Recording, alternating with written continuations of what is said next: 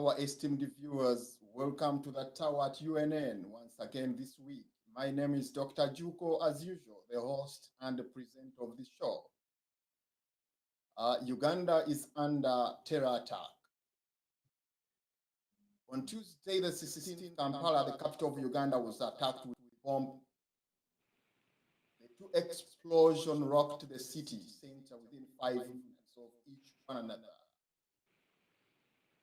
The police spokesperson said surveillance footage showed an adult male carrying a backpack detonating himself at 10 a.m. local time in East Africa, near the Central Police Station and also near the Parliament. This leaves a lot of questions to our viewers and the Ugandans at large. Whether the government is saying the truth. There are several hypothetical questions that come across. One, was this really done by terrorists as the government says? If so, what was the target of the bombers? Why did the bombers target a smaller audience anyway? I believe terrorists always target bigger audiences, but this time, small audiences. Big question. Another question, how did the police learn this, the bombers' names, yet they say they died instantly? Another question, why was the other suspect that police said was trailed without extracting, were killed without, or that suspect was killed without getting or extracting enough information from him? And another question, why a witch hunt on the Muslims? Why are the Muslims the only ones that are being witch hunted over this? Mr. President, you said even when you were in Bush War, you named yourself Qasim. Is this the way you are paying Muslims? Mr. President said that you are going for the terrorists all out. I believe terrorists don't have a front. They just attack from any angle. Do you think this arrogance will work on terror anyway, if it is there and true? Now, the number of people that have been killed in the names of suspect have superseded the victims. But why kill people before taking them to court? That's the big question today. With me in the studios, I have Lawrence Semgoma, as usual, who is our forensic analyst. He's going to dig deep into this discussion with his expertise as a forensic analyst. Welcome to the show, Lawrence.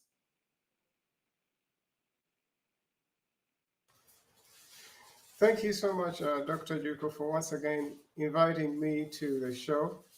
It's indeed an honor always coming to the tower and meeting our viewers visually across the world to dig deep into pertinent issues that are affecting our brothers and sisters back home and trying to make sense of what is happening and maybe help equip our brothers out there with knowledge, and the sisters as well, with knowledge to wish to protect themselves, because knowledge is power, and I believe what you know will always keep you safe. If you know something that could harm you, you know how to protect yourself just by that.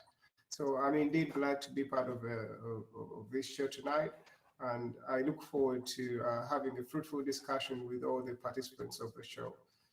Thank you so much, Dr. Juko, and all fellow panelists. Thank you very much. Thank you very much.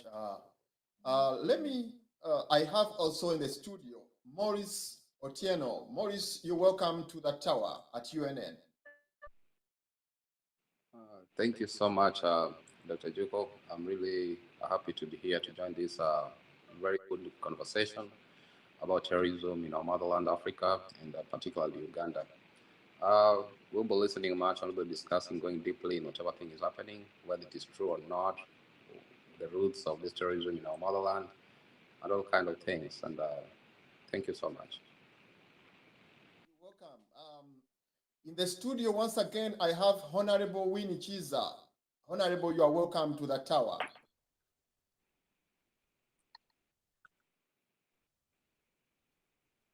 Go ahead, Honorable.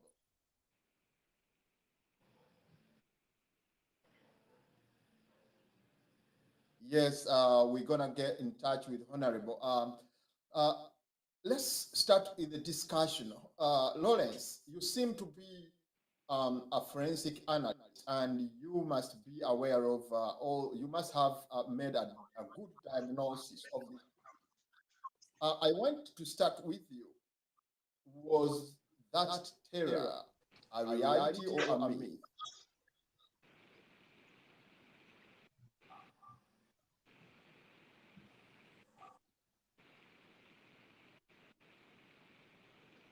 Yes. Let me have Morris. Morris, you have an experience of the in the Kenyan situation because Kenya has been too much hit by this kind of situation. Would you please tell us exactly your history of the terror attack that has been in Kenya as well? So, thank you, Dr. Juko. First of all, what we have to know and understand particularly is that jihadists have long been active in Africa for some time. I want to dwell back on history about terrorism and its effects. So, in modern times, the late Al-Qaeda did Osama bin Laden made South Sudan, his base before moving back to Afghanistan, started in 1996. Another group of terrorists and Nigeria's Boko Haram movement, famous for kidnapping hundreds of schools in Chibok in 2014, carried out major attacks after declaring jihad in 2010. So, what we are witnessing today about terrorism is that it's a competition increasing between the rival jihadist groups. The threat of terrorism in the region is so far increasing. I think even the U.S. State Department coordinator for counterterrorism is on record saying that the operations of both the Al-Qaeda and ISIS is much shifting away from the heartland in Syria, Iraq, to affiliates in the West and East Africa. And this is where Uganda and particularly Kenya is coming in, because whatever happens in Uganda spills back to Kenya, or rather the neighboring countries. So, like, because of the rivalry of this terrorist group, that is why the shift is now moving back to their to affiliates of Iraq and Syria. So, what is happening to the government is what we need to ask ourselves: are the government in place really on watch, really key, putting in an eye key on what things is happening on the ground? The intelligence you're getting from maybe the UK, the US about terrorism, are they putting in place measures to protect the citizens, the people? So we have a lot of questions to ask, and I want us to dwell on that also, and perhaps we'll find solutions, and maybe see if these things are being just planted, are they real or not real? But we have to look into it. Are the people that are involved in terrorism, are they our own people, or people coming, being welcomed in our country? Thank you very much. Thank you very much, Maurice. Maurice is a Kenyan by origin, but living in America. He's trying to dig into what is happening in Kenya and the region as well. Lawrence, before I bring in Lawrence, I honored to have Mr. Chendo. Mr. Chendo, you're welcome at the tower once again. Thank you, Dr. Joko. I thank you. I'm happy. I think I have again rejoined. I have had some bit of some challenges here, but right now I'm back and I thank you.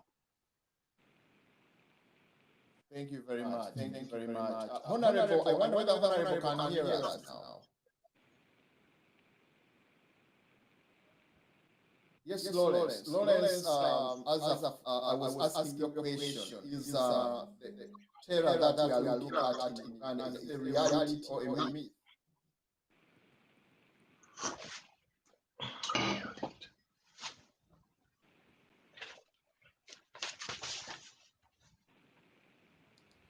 Okay, hope we have a problem with Lawrence. Well, thank you so much, Doctor. I'm sorry I couldn't hear you earlier, but I think right now the sound is okay.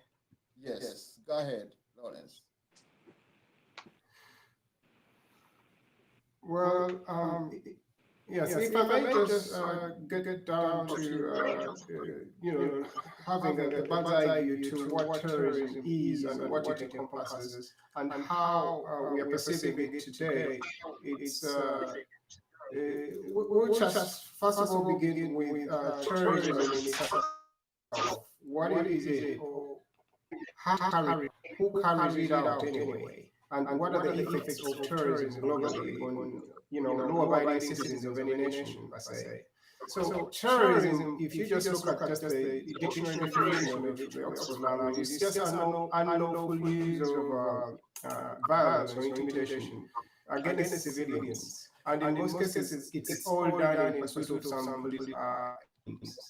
If you look at that definition, it sort of excludes freedom fighters from this target group of terrorism. But again, they are still part of it, and that is the dilemma within global terrorism today, in that it sort of excludes those who are actually trying to liberate citizens from maybe dictatorial regimes around the world, because those who do are going to be perceived as terrorists. So terrorism per se today is sort of a double-edged sword, which is just focusing on the real-world issue and threat, yet at the same time excludes those who might actually be trying to keep the world safer and trying to remove those elements of politicians that have refused to leave power and maybe are also suppressing their own people. So that is the dilemma within terrorism. That's why it's sort of confusing, like what happens or what just happened in Uganda this week, where a bomb goes off and all of a sudden, yes, it's the rebels who are responsible, the names are there, and there's all that other information that comes up, and they already have leads and they're running after people, left, right, and center. It's commendable if this is done in good faith, that the government is able to, identify terrorists, terrorists in society and actually pursue them. Lawrence, of course, the question for the case of Uganda is, yes, it's been done so fast. Lawrence, we seem to be having trouble with the transmission. Yes, please, I can hear you, Dr. Jacob. Yes, let's have a short break and then we come back.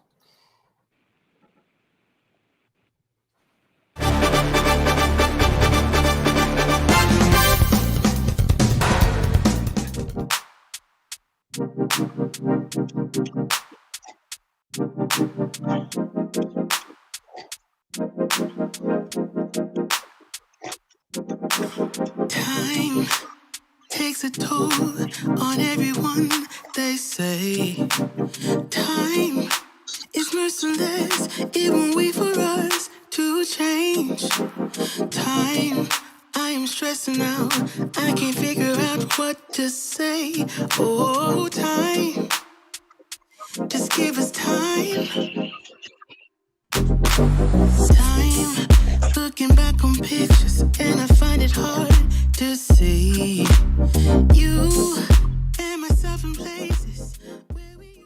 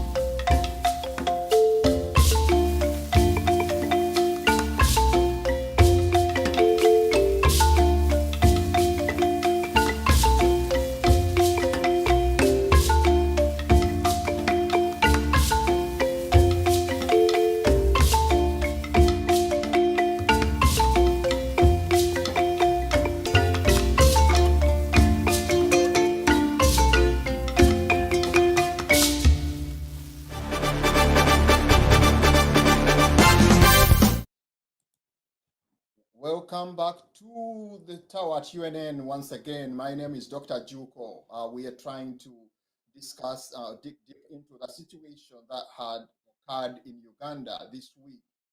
Let me have Mr. Chendo. Mr. Chendo, you've been following all this stuff.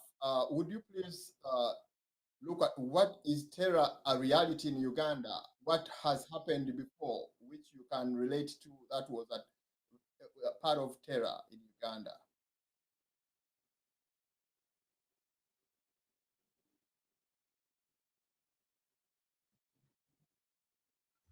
And all other discussants. Well,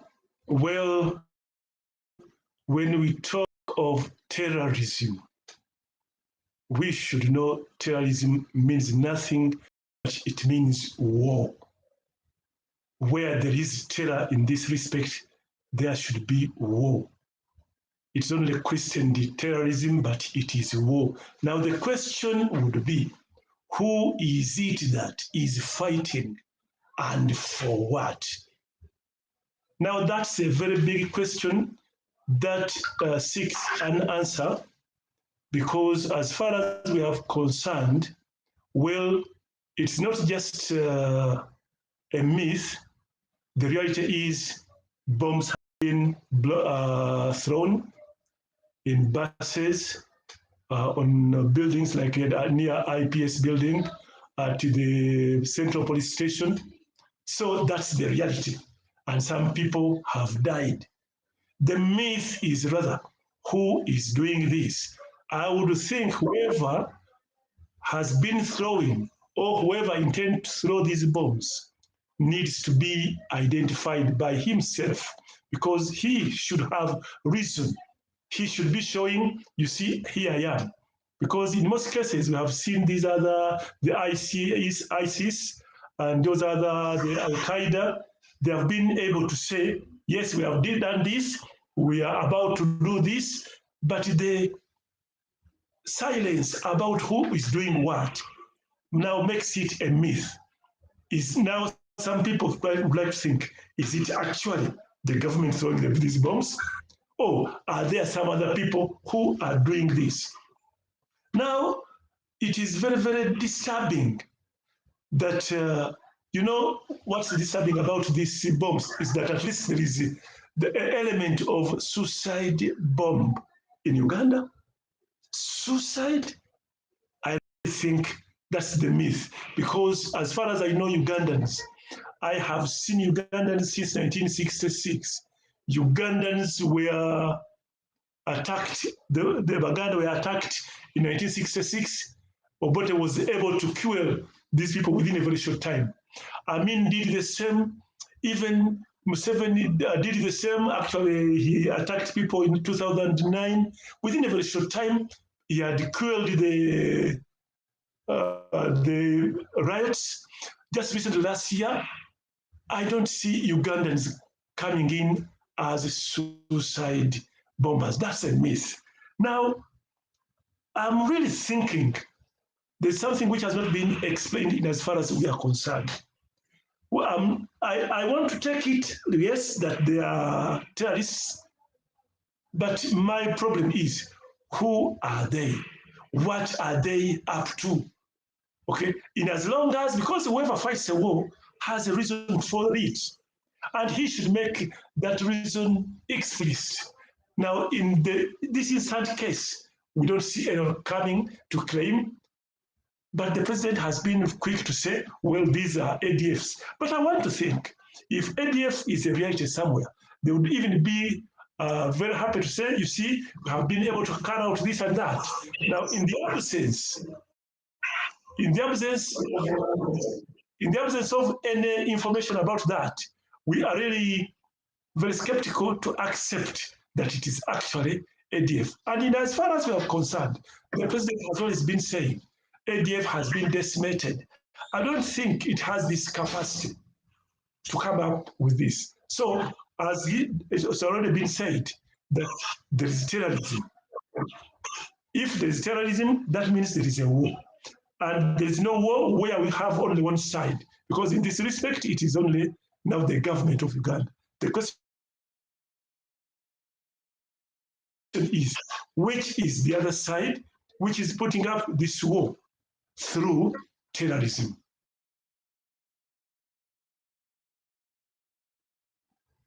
Let me bring in Maurice. Maurice, you seem to have heard what Mr. Chendo is saying. It seems like we have a big problem. People have lost trust in countries in Africa, whereby even if something happens, they feel like it is a myth. You know, people tend to think that there is something that a government or governments are cooking. What's your take about this? Where is the trust? What is the will of the people? I mean, of the governments in Uganda to do all that to cover up that gap, that lap? I think there's a lot of mistrust between government and the citizenry, because whatever thing is happening on the ground, sometimes you find, like whatever thing that happened in Uganda, people are not believing it fully. Like this was an act of terrorism, or rather, a government trying to do something fishy in order to maybe manipulate something or something of that sort. So, and for us to solve this issue about terrorism on the ground, and the mistrust in people are having in the government, this comes back to the old challenge of creating the economic opportunities and political stability that eventually steer people away from life of violence. The same thing I ask myself: are the terrorists actually people amongst us, or people who came from neighboring countries, or just visitors that we welcome? So these are some of the key things we need to be asking ourselves, like to solve all these issues altogether. Because if they terrorists came in, how did they come in? Is the government aware of them? Are they visitors who came in? Are they our people? These extremists. Because as far much as we're concerned right now, is that the violence, the terrorist acts are really spreading across Africa, and most importantly because of the rivalry they're having between the jihadist groups. So once we get that trust intact between the people and the government, then we can be looking forward and steering people through better economic opportunities, and we have a political stability that can actually help people achieve much better, not to look back and join extremist groups that will bring us a loss of lives in the acts of terrorism. Thank you very much, Maurice. Lawrence, I wonder whether you can be able to hear me, Lawrence. Lawrence, it seems like everything that is happening into, I mean, in a kind of dire state, because people are not very certain of what really happened, what is happening. They are thinking possibly it is a cooked up story, which, I mean, it doesn't have a real tell. Would you deep into that and we find out exactly? Yes, thank you so much, Dr. Juko, once again. Well, at the moment, what we have is, I think we all saw the video, at least those who are into different social media, channels and groups. I think it was shared all over, Facebook and especially WhatsApp, where we all have so many community groups and family groups. People shared the video of how this suicide bomber, just walks up right to the front of the CPS. There are two cars in front of there. He doesn't seem to be interested in getting closer to the cars or even into CPS, but then he just detonates in the middle of the road. Now, of course, casualties, were eminent in the fact that happened at that moment. So this terrorist is just in the middle of the road, seemingly just, not even minding, or it looks like he doesn't even know that he's carrying a bomb at that point. And, off he goes. Of course, we see him reaching for his phone, which may be the phone call is what detonated the bomb. This is just theory. This is just one working theory. The other one could be that maybe someone else detonated the bomb who was close by, or something of the sort. But when I look at that video as it came out, I, of course, you start from having a hypothesis of how this could have happened in the first place. Yes, there is a man. This time it's not a woman. And this doesn't look like it's a child, it's a grown man. probably middle-aged person, within the 20s, 30s, or 40s. And then, yes, he has this other very heavy bag on him that uh, is having the explosive, at least to the best of our knowledge, by the facts that are relayed in the video. And yes, the bomb goes off in the middle of the road. Of course, policemen are claimed, policemen are killed in that explosion, and a few bystanders who are, a few citizens minding their own business. Now, I would ask the question, or even before I start asking the question, that is what we have. The person comes up, he detonates himself in the middle of the road. And I think there were two bombs. There was another one happening not so far from that exact location. Um, this looks like, yes, it is a suicide bomber, because yes, there is a bomb, and yes, there is a person who is willing to go and blow up himself. Those are two characteristics of suicide bombers. They always blow themselves up, and usually they want to do that in an area of interest.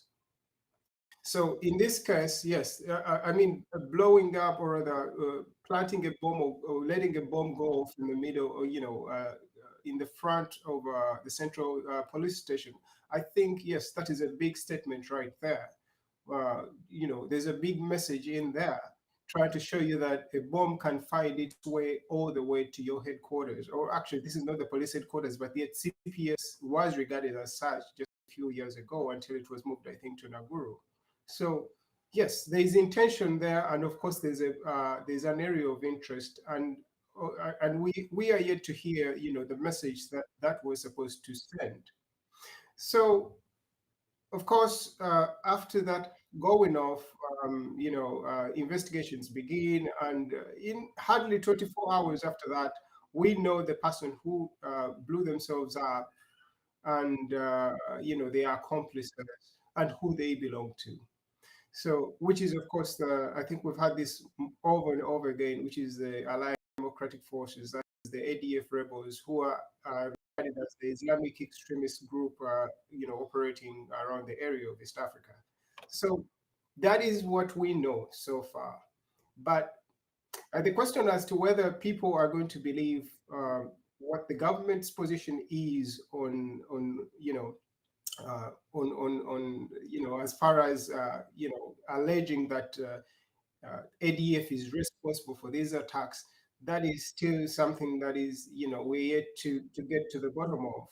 So yes, people have died in this case, and anyone could have imagined that if you're a good tourist, probably you're going to look for a high traffic area, like the taxi park isn't very far close from where you are. But I guess the terrorist wasn't trying to take out maybe as many innocent citizens, or law-abiding people out there, or people minding their business. He intended to go to the police station to make the statement right there, because yes, we've had a history with the police whereby the police tends to be a little more aggressive or violent than the people it's trying to put in line.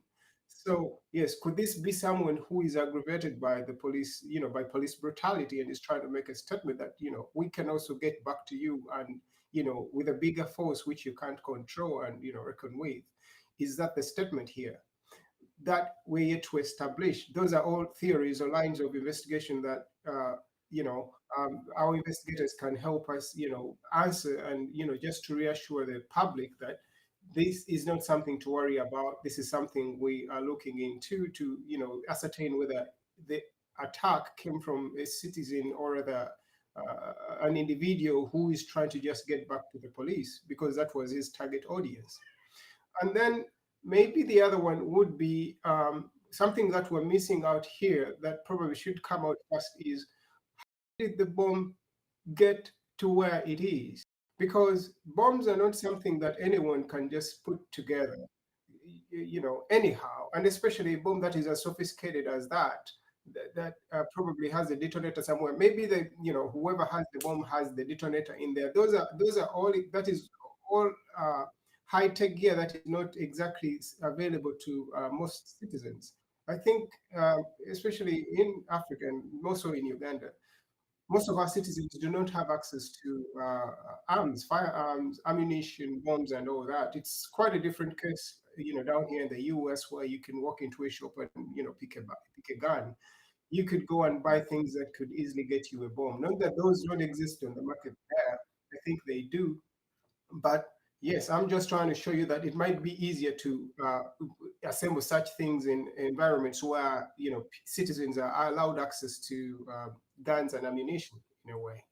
But in Uganda, if this terrorist attack was able to come up and put that device together, where did they get the equipment? And who has the equipment? We are monitoring how things get in and get out. And as you can see on the screen, we have a number of some statistics out there as to how many people have actually been killed in terrorist attacks over the last. I think these are statistics for 2018 or 2019. It's over 20,000 people. Those are very many people. And Iraq, of those attacks, is only accounting for 765. And I think most of the attacks have actually happened in Afghanistan, where, of course, the US has had a more global presence to try to suppress any cells that might be existing that are housing terrorists, because I think those were the breeding grounds for terrorism and grooming extremists who are able to go into other areas of the world and perform these acts.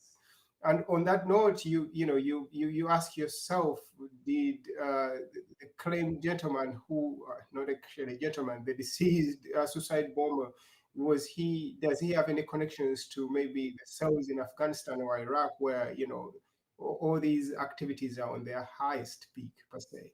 Well, that is a little hard to ascertain at this point. But as I think if you're to look at the global statistics of terrorism, they've been all over the place. But yes, they're high. There's still so many terrorist attacks happening out there. The problem with these terrorist attacks, like I had started to explain before, is how do you distinguish between, like Mr. Chibi was just saying, an act of war? It is war. It is sort of a certain group, one group getting back to the other group that, yes, you are in power or you are running things, but we don't want the way you're running them. And this is just inevitable if you have states or countries like the way they are set up today. If those in government are suppressing certain groups or certain groups within the society they are leading, that group is not going to be so happy. They're going to try to be like, no, we could get into power as well and try to control things or apply some kind of better management or some kind of justice system, which has always been the revolving kind of door with democracies, one regime getting in and another one coming out. So that is inevitable.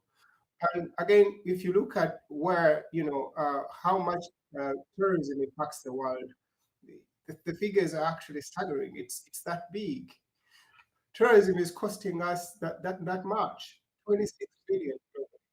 That's not a small figure. Some nations don't even make up for that money, and that's how much tourism impacts world economics per se. So, as you can see, this is a serious issue globally that I think if it is starting to manifest in a place like Uganda, yes, it should be taken seriously.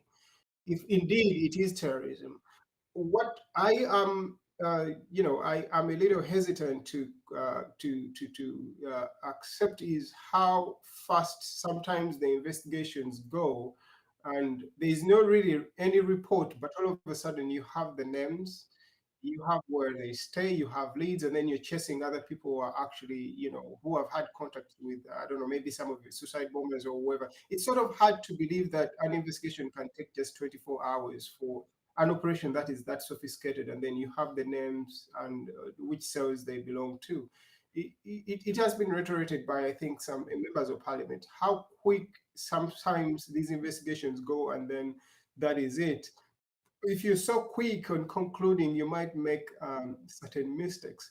If you're to look at what has happened globally when it comes to terrorism, for the case like the United States, I think the biggest terrorism was 9/11. Terrorist attack was 9/11 when the World Trade Center buildings were demolished. And yes, there was a commission instituted. They did their due diligence, investigated, and then they gave us a background of how, it came to that day.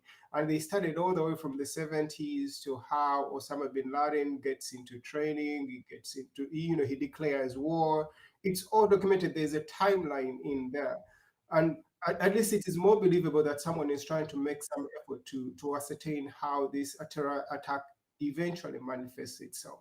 They're trying to get every other, element or factor that could have led to build up to that day. Especially, they do not make mistakes on how they're going to, approach or rather counter terrorism in a way. And of course, people did sabotage that report to an extent, and they're like, some of the science didn't add up because the way the buildings came up, it was like a controlled demolition. Those are other theories, which of course were debunked by the government.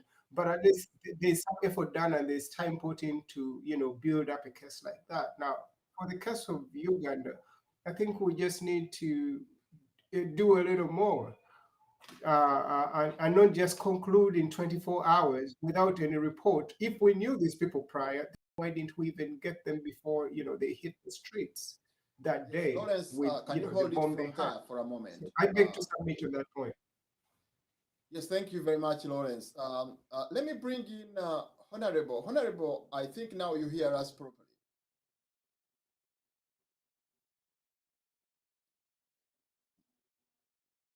Yeah. Yes, we can hear you now. Yes, Honorable, we can hear you now. I think you've been hearing what we've been trying to analyze here, and it seems like everybody seems to be very, very really thinking that possibly there is something fishy which is going on. The will of the government and the ability of the government to, catch up with this horror, and actually the will and the ability is also becoming another problem. And also, when you look at what people are talking about here, it seems like the government takes so much that fast, announcement. We have a connection. These people have a connection with ADF and all that stuff. Let's see what you have in your head. Honorable. Go ahead. Thank you, Dr. Juko, and our listeners, wherever you are, in the studio. I had out to Uganda because when these bombings happen to the victims, they scare the whole country. They put the economy to jeopardy. They put tourism jeopardy. Now people fear to travel to Uganda. Honorable, I'm gonna get you on phone now. Like Let me get you on phone. Just put it. The magnitude of the bombings, how the picture that was making rounds on social media, how it all happened. To me, I will say this terrorist, if he was,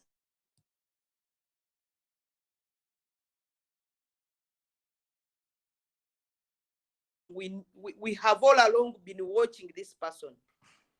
And when the person has done something bad, if they have done it anyway, then they will tell you this person who have been watching him for a long time, this person has for a long time been fighting government and has been wanting to kill people. Now we have caught him. But now in the recent circumstance of the bombings, I really wonder whether government is telling us the truth to say they have known the person, the man who blasted himself, a man whom they had no prior knowledge of, a man who died instantly, and they come out to say he's so and so from this and this area. To me, I still feel something is amiss. I watched the video myself, but I couldn't figure out the human being behind the bombing, the one who was carrying the bag. So I still feel what government is telling us, unless if they had prior knowledge of this person who is coming with a bomb, And remember, the person was strategic in the places where he went. On that day, there is a bomb blast that occurred on Parliamentary Avenue near the legislative arm of government. It goes to the Central Police Station, where there is also Buganda Road Court, by the way. So to me, I will say in this bombing, the three arms of government were affected: the judiciary, the executive, and parliament. The bomb blast that happened at Parliamentary Avenue, the one that happens at police, which is next to the Buganda Road Court, which is the judiciary, and I will say the person had a target. The person could have, if he was interested in just killing civilians, would have gone, for example, maybe in the arcades or in the Chikubo or in the bus park, but he specifically targeted a particular area. The way government comes out to distance itself from the matter is what remains a question. First, it takes us back to the statements that were said by Enanga when the British gave alerts and said, our citizens, our diplomats, please take care. And Enanga said, we are in charge of the whole situation. Those should not scare us. And the bombs started blastering at Komamboga, the buses, and now it comes directly to the police station. I still recall what happened in Kasese in November still, 2016 and 2017. My own government killed its own people in a palace in broad daylight. So to me, I can't distance this matter from the same government. Sometimes such a things happen when government departments are in collusion. You will find another arm of government, and most especially the security, they start fighting for resources and they say, okay, let's see who is who. And then I come back to the saying which goes that when two elephants make love, the grass suffers. But I can also tell you that when they are fighting, the grass also suffers. It is the other way around, that when they fight, the grass suffers. But also when they are making love, I can tell you, the same grass will still suffer. So to us, the Ugandans, we are the victims. I can say we are victims of our own government, which is failing to take care of the citizens. We are victims of a government that is irresponsible. The fact that they don't hold people accountable, the fact that people can kill with impunity, they will do it again and again. And I hate the issue of distancing themselves from it and trying to look out for the real culprits and balkanize the Muslims. I hate it because I know that we have bad Christians. We also have bad Muslims. The Jim Muwezis, when they were killing people here, they were not Muslims. So when they run away from the reality, the fact that they are failing to provide security for Ugandans, the fact that they are not taking precautionary measures to ensure that citizens are protected, because that is the biggest job of the security anyway, UPDF and the police, they are failing to do the minimum. A bomb blast happens at a police station where we expect that we are supposed to receive protection from. So the terrorists show us that, stop believing in the police. They have no power to control any attack from happening. They will not defend you even if it meant helping you. So in a way, we are helpless as a country. But I also want to take it back to the situation in the country. After the lockdown, you will realize that many people have lost jobs. They are in a state of hopelessness. They don't know whether they will get back to their jobs. They have nowhere to go to. They have nothing to eat. I can tell you, people are ready to do anything because they don't have hope in anything. They don't have hope. They know their government has not protected them. Their government has not cared for them at a time when they needed their government most. And therefore, if we have hopeless citizens who don't see any sense and any value in having a government, they are capable of doing what happened. But I also say my government should ensure that citizens are protected, that Ugandans can believe that they have a government that cares. The bombings of 2010 July are still fresh in our minds. The ones that happened at Rugby are still very fresh in our minds. To us, the people of Kasese, the killings that were meted upon the people by our own government are still very fresh in our mind. This is 5 years. Nobody has been held accountable. People who were killed have not had any redress. The ones who are in prison have never had any redress. Now, this one also happens. The situation we are in as a country needs a lot to be desired. And therefore, I want to call upon my security officers. I think you also need protection. The time has come for Ugandans to say, I think enough is enough. If we were banking on government to protect us, they are equally helpless. If we are thinking the defense of the country relies entirely in the hands of the UPDF, I think we are deceived.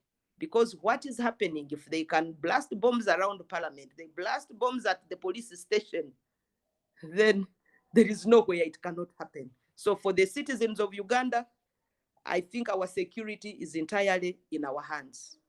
This tells us our government ceased to be a government that cares about its citizens.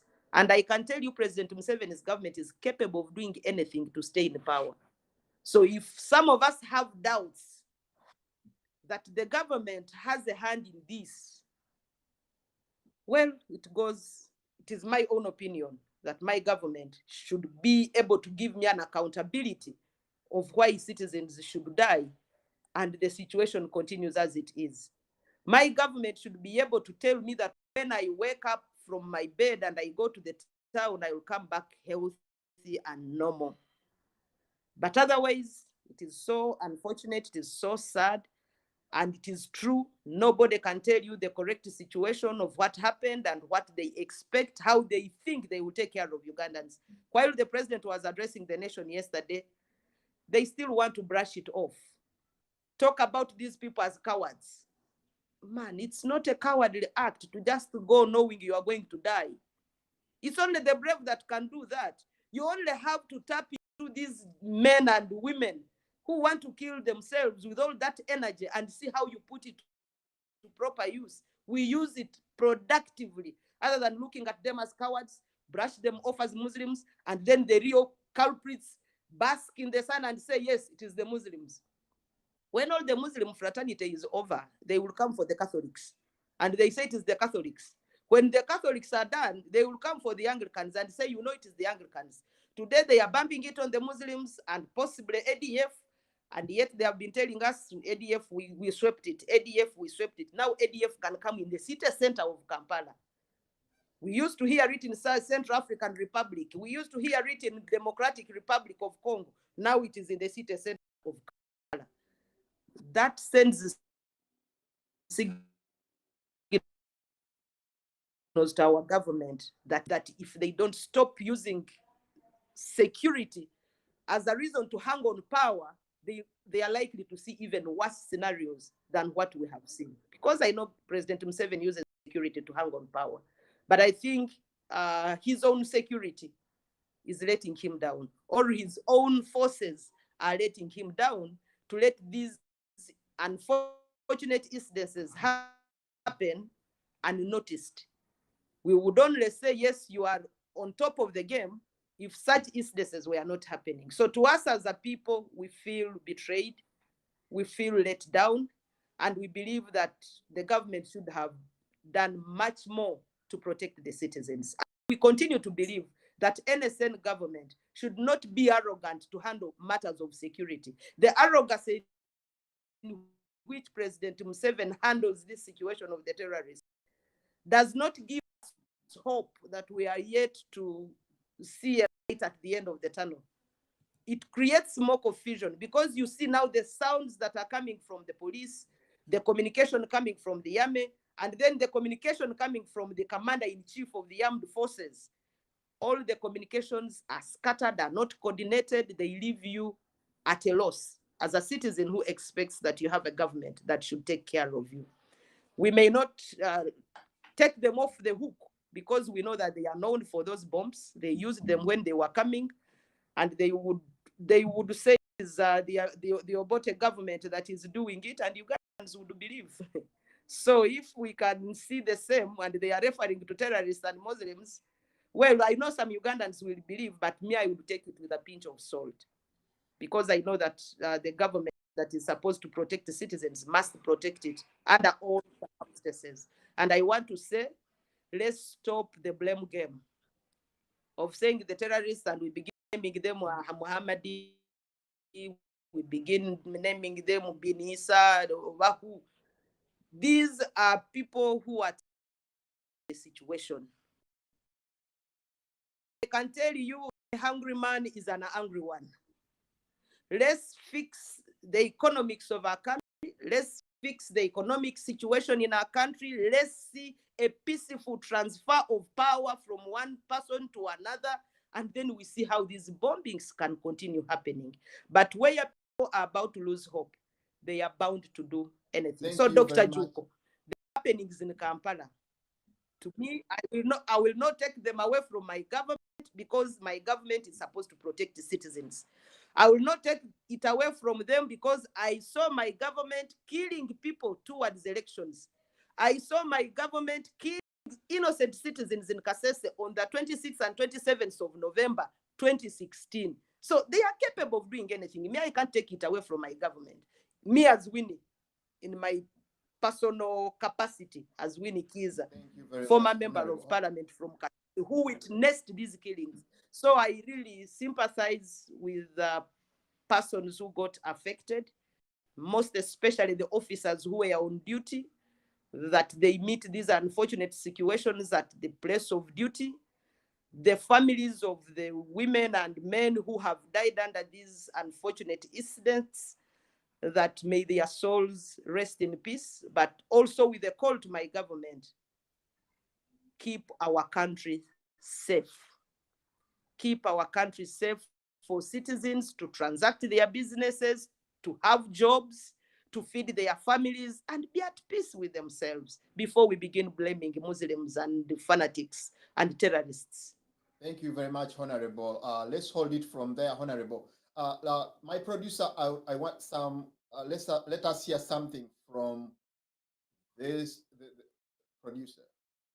Abatujju bano bwe beekubye ne bajja obutambulizo byo ne bisigalamu balinga bamawulire ba NBS babeera ne kaadi z'wano ku kifuba.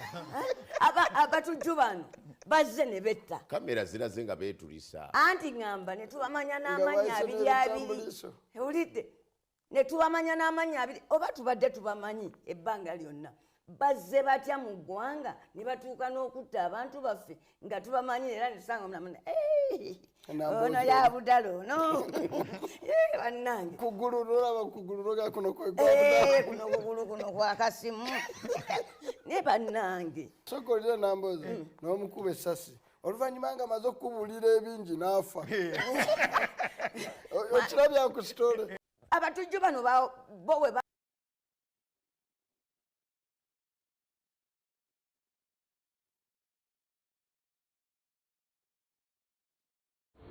banaakozesa okusekeetera gavumenti ya Idi Amin. Yalinamu Abbas Kibazo, yalinamu Sheikh Zubair Bakari, yalinamu Haji Kibuye, yalinamu Seguya n'abalala. Teyakoma ku ekyo, ye kennyini n'afuuka musiraamu n'afuuka Kasimu. Mwami Mama Mbabazi w'ekitiibwa Museveni yafuuka Kasimu. Amama Mbabazi bamutuuma Ahmad, ne batandika okukola omulimu gwabwe ogw'okutabulatabula gavumenti n'okubuzaawo ebyetaago eby'embeera eza bulijjo, sukaali, ddagala, sabbuuni n'ebirala. Nga buli ekigwawo be bavumaganyizibwa. Nga ne babakutte babakutte Kasimu abeera musiraamu. Yateekawo abakulisitaayo n'abakulisitu nga bali mu maliba g'abasiraamu. mutowe George akandwanaho n'okusisawo yali bamwita Salimu Salim. Omuyisani George akandwanaho ye George nakati bamwita Salimu Salim. Ebyo bannayuganda tebabibuuza nti abantu abeeta amanya g'abasiraamu bo tebasobola kukola bikolobero ne bavumaganya obusiraamu. N'ateekawo Shefaali, n'ateekawo Shabani Bantaliza. Oyo Shabani akyaliwo n'olwaleero era erinnya bamuyita Shabani. N'amanya si musiraamu Shabani Bantaliza. N'amanya amalala mangi. Kati obusiraamu buvumaganyizibwa mu nkola eŋŋenderere. Mwami Museveni obukyayi bw'alina ku busiraamu yadduka mu Uganda ng'Amini yakafuga ennaku 2 n'agenda ebweru nga tamaze namugezesaako.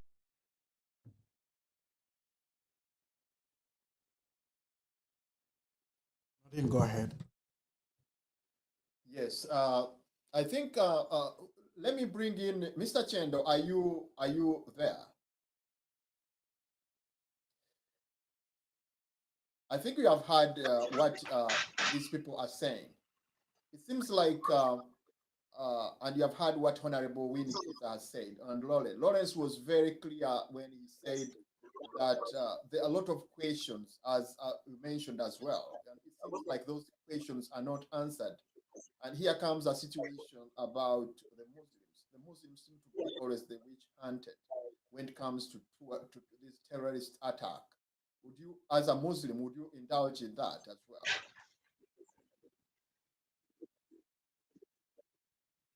No, I thank you once again. Unfortunately, I missed out Honorable Winnie, and yet it looks like she had quite a lot being informed as a former MP. I really should have missed. However, I want to say on the onset that Museveni's remarks over Muslims has always been constantly an outburst of profanities towards Muslims. In Uganda, I want to say that the Muslim as a population has always been subdued right from colonialism. Muslims were marginalized. Muslims were denied leadership. Muslims never received land like the Christians. We had limited education. In fact, the post-Amin era, Muslims were villains. And when some Muslims, yet actually Muslims participated, some Muslims like Chirunda Chibejija and the Aruna Chibuyes of Chanjo has said, they all participated in the war against Amin, and yet, and yet, Muslims have always been looked at as a group of subhumans in one way or the other. Now, when Museveni came in, I remember around 1979, during that time, it is alleged people were killed around Mbarara Nyamitanga. And I think during that time when we had a commission of inquiry, some people are actually saying that he instigated the killing of some Muslims in Nyamitanga. But like Chanjo has said, it is interesting that Museveni has been a user of Muslims. He actually had help from Muslims like Gaddafi. He had to put up with names which he actually never liked because he wanted something amongst the Muslims. So actually, even when you look at his service towards Muslims, look at how he has deliberately made it impossible for Muslims to have a true leadership. Actually, you'll find the president siding with the old Kampala, at the same time siding with the Chibuli, actually interested in the clash. One time, there was occasion at Kololo, his minister calls the two muftis and he sets them to fight before the congregation. So, in this respect, I want to think Museveni has not been meaning well for Muslims. Now, it is very, very interesting that every time anything happens, actually for me, I know whenever something happens, I want, when I look at the news, I know at least a Muslim's name should be included.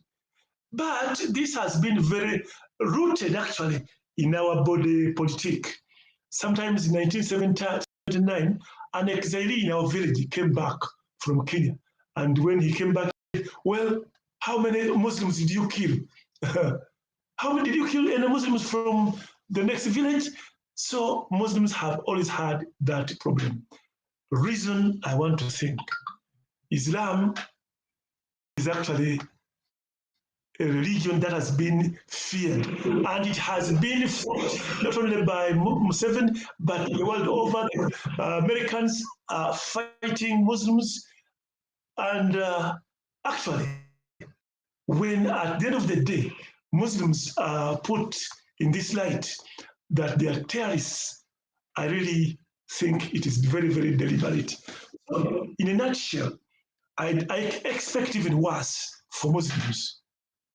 And the best thing I want to say, as far as Muslims are concerned, is actually one, to make sure they should not congregate where their lives may be actually jeopardized. In fact, when you look at what Numbers was saying, it is quite interesting that, well, we have suicide bombers, and their identifications are actually very handy, not missing. Only that, again, they are handy and they are for Muslims. I really don't think Muslims are such hopeless to be every time that they are the very people who should be fighting. I want to think this is more than the Muslims. I want to think, Doctor, that there is a question, a very big question people have not asked themselves. What is the political stand in Uganda? How is the politics in Uganda? Actually, we are evading that question because there can never be a war without a reason. If at all the politics is the problem, is it actually the Muslims who should be fighting for this politics? Well, they could be part of it. But I don't think that we can have a scenario where we can have Muslims fighting for the politics of this country alone. I really don't think. Muslims are just used or misplaced in as far as I see. That's what I can have for right now. Thank you very much. Thank you very much, Mr. Chendo. Maurice, there seems to be a correlation between Ugandan situation and Kenyan situation, Maurice. In many occasions, our countries have porous borders. Like Kenya, I know, has a porous border with Somalia, and Uganda has a very porous border with Congo and Rwanda. In this regard, do you see any correlation? Are Muslims also witch-hunted in Kenya? And if they are, what do you think? Is it the right kind of witch hunt, or what's your take? So, first of all, what I like to say is that I totally agree with what Honorable Winnie said. I totally agree with her sentiments, and it is sad that we have a government in place, and you see lives getting lost, like the incident that happened in 2010, where 74 people were killed when viewing the World Cup. That was very unfortunate, and we still have incidences happening, and the government is in place. So I think the first job of any government that is in place is to protect its citizens. And if that government has failed to protect the citizens, and it's not supposed to be in place. So what I'm saying is that the security and accountability of all that is happening depends on its citizens. So the correlation between what is happening in Uganda, Sudan, perhaps Kenya, we are all neighbors, and each and every all these things, when they happen, they spill over. They spill over. The effects and everything, the fear, the chaos. But unfortunately, the leaders that we put in place always use this chaos to stay in power, just like Honorable Wynne said, which is very unfortunate. If you want to stay in power in a very democratic way, protecting citizens, giving them whatever they want, they need, and most importantly, protecting their lives. So there's a lot of relations, because, like I said before, what is happening with the jihadists, or the extremists, is that the rivalry between them is now spilling over to East Africa, and our security personnel needs to be in a high alert. If we get this the intelligence information from our caring big brothers like the UK and the US, let us take care of accountability. But what the thing happened in Uganda, that is not really what we think about terrorism. That had to be something to be done. That was an inside job, because how would you know names of a person who had just blown himself or herself? Were you tracing the person? Did you know that person?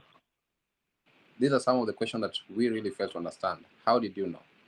This is somebody who has blown himself or herself, did not leave any writing behind, and yet the government has the full names of the person.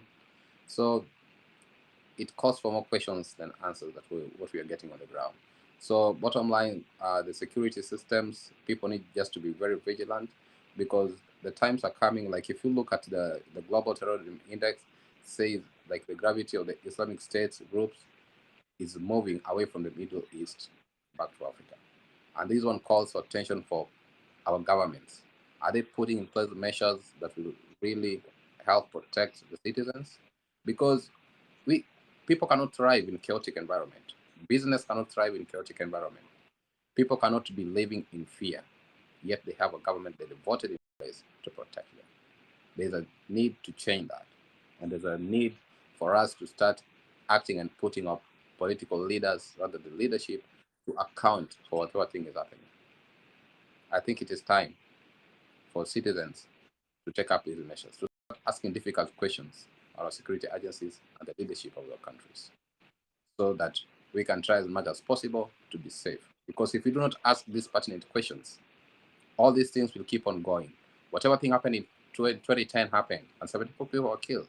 I feel sorry for the loss of the lives, the families that were affected. Hit again.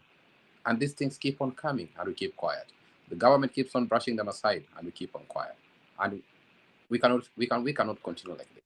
We need to say no. We need to put a stop on it, and we need to hold our governments accountable, and those people that are in charge with the security agencies. That's all I have to say. Yes, Maurice, it seems like the big brother Museveni around East Africa seems to have galvanized all the East African countries. And right now, it's Kenya, which is missing into the basket. And actually, let me have, before you go away, let me have this video. Let's have this video first. Sure, and you are the deputy president, and you want to become the president of Kenya. Now we have seen your true colors. All these things you are talking about, bottom up, bottom down, bottom chini, bottom katikati, is lies. So please, the Daktari William Ruto, come clean on your relationship with NRM. This is that's a party that has kept someone in the presidency for 3 decades. So are you planning to stay also for 3 decades as a president in Kenya when you win? Thank you so much. Honorable Mbadi, Chairman. No, you will say that. Uganda Development Agenda. Thank you. I think Junet has said it all, but let me just maybe put into perspective 2 issues. Ruto's dalliance relationship, near marriage with Yoweri Museveni has nothing to do with winning 2022 elections. It has all to do with disrupting the peace in this country immediately after 2022 elections. Every right-thinking person knows that NRM has never won any competitive democratic election. Museveni has never won any democratic election. What Museveni knows is how to destabilize, how to grab power by force.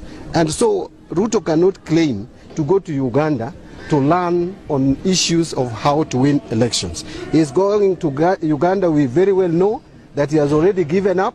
He knows he's not going to win presidency, and therefore he's going to learn tendencies on how to disrupt to disrupt peace in this country after 2022 election. Yoweri Museveni, the president of Uganda, should respect this country and know that we are not interested in importing his dictatorial tendencies that he has been exhibiting in Uganda. This is a democratic nation, a country that is guided by the rule of law, and that which has been nurtured for a very long time. I want to conclude by saying that what Junet has said makes a lot of sense. If you are the deputy president of a country, how on earth would you claim to be taking investors to another nation, to another state? That is completely a sign of lack of patriotism for the nation.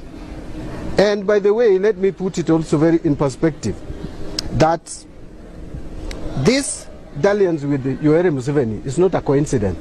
Ruto started by radicalizing our youths in this country.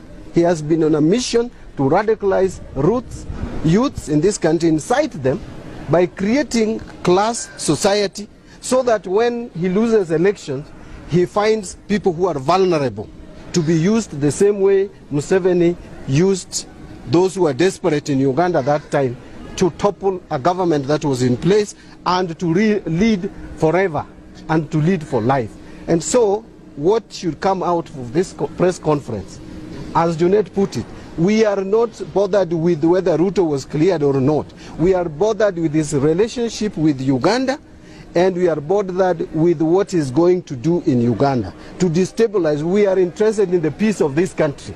And as leaders of this country, we don't want any sign of a leader who is demonstrating signs of causing the instability in this country. We all know what we have seen previously, where people are incited to evict others from their own farms and killing people. We don't want to see that after 2022. And we are not going to allow an individual, even if you are the deputy president of the nation, to do it. Thank you. Any question? We don't want guerrilla wars in Kenya. Yes. We don't want guerrilla wars. I think, Maurice, you've heard what the members of parliament we are talking about, or we call them senators. It seems like Dr. Ruto is in bed with President Museveni, and they are planning a lot of stuff down there. And people seem to be very, very, concerned. Even Ugandans seem to be very concerned. What's your take on that? That's an interesting clip, and I must say, like people always say, like, show me your friends, and I'll show you who you are. So if Kenya's deputy president is Yoweri Museveni's friend, then I don't think Kenyans are really ready for him, because if he's really darling with him and learning tactics on how to stay in power, how to grab power, then I don't think Kenyans are ready for that kind of scenario, because what we need, Kenya is a very is a democratic country. We go to the ballot, we cast our votes, and we pick our winner. We don't suppress people. We don't cause chaos or commotions in order to stay in power. So Uganda is our neighboring friend, and we are good people. We do business together, we do a lot of things. But again, what makes everything, again, go wrong is about leadership. And that's why I keep on saying, like, the power still stays in our hands. Whatever thing we do with it, it's still ours. So if our deputy president is going to learn tactics from Yoweri Kaguta Museveni on how he has stayed in the power for that long through chaos and everything, and that's why we are able even to connect the bombings to the leadership of Uganda, because you cannot tell me, like, you have security agencies who are always alert 24/7, that such thing happen. Once bitten, twice shy. What happened in 2010 should not happen in 2021. And that is where we say, like, the leadership of Museveni has failed. If you cannot protect your citizens, then what the hell are you doing in power? The people who are paying your salaries, are dying, are being killed outside there in the name of terrorism, which I put in quote. So we are not ready for such scenarios. So if that is what is happening on the ground, then I feel sorry. Then we need to, we Kenyans, we are heading to elections next year. The deputy president is running to be the president of the Republic of Kenya. And if that is what he want to do, I don't think the people are going to be ready for it, because we are not ready for a Museveni era like in Kenya. We want to respect our constitution. People will stay in power for only 10 years and go home, not a lifetime presidency. That's all I have to say. Thank you very much. Thank you very much. It's a pleasure that you've put in your effort and try to dig deep. Let me bring in Lawrence. Lawrence, it seems like you've heard what Honorable has said and what Mr. Chendo has said. In Uganda, things look very awkward and mythical. That whenever Ugandans complain, they don't see any result when it comes to international communities. And yet, when you look at the situation that we have, it would be evident that all stakeholders would be now very concerned. But because he's a very, he's very cunning and he plays a lot of games, everybody seems to understand that he's the man to deal with. What is your take about that, Lawrence?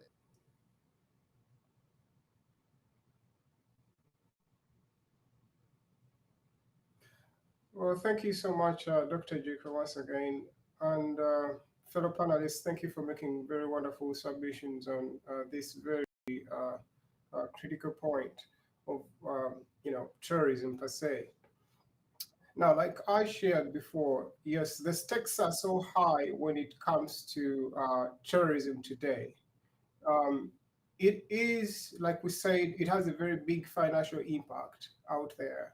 And even those who are participating in terrorism are expecting some reward, because logically, people are only going to participate in activities that they hope to benefit some form of reward from, whether economic or social capital or leadership. Be what it is, whatever aims those groups are hoping to achieve or obtain from these acts. And yes, for the case of terrorism specifically, it's usually just to get that political capital that those groups are missing out because of various other factors. I think terrorism is kind of changing, like I think all the fellow panelists have said. I think it all started off from from Al-Qaeda, it went into Al-Shabaab, now it is ISIS. And something interesting about that is that, yes, the more it changes, I think the more it is also drifting from the core area, which was in the Middle East, and it's draining so much into, or rather getting so much into African countries per se. Case in point, when you look at the global statistics for terrorism around Africa, you can see that I think Nigeria is leading us in this. It is having the highest level of terrorist attacks on the land. That is over the last decade or so. And of course, you're seeing Somalia, Libya, and all these other groups coming down there. But Uganda, per se, in the last decade or so, it has only had 66 events that they are classifying as terror attacks. I think these are carefully selected by the government, of course, itself. And I think it's the same case for Nigeria itself. These are labeled terrorist attacks. But please put in mind, like Mr. Chin just said initially, that this is a war. So these attacks that are classified as terror attacks, some of them are actually legitimate opposition kind of pressures or strategies to unseat these regimes or governments that are not putting forward or supporting the people's will. Now, for the case of Uganda, yes, we'll that is just to look at events that have happened, for the last 10 years. But we could go back, like we discussed earlier, that from 19, or rather just after independence, when you look at what happened in 1966 with the Kabaka crisis, that was actually a terror attack, because at that point the king was the president.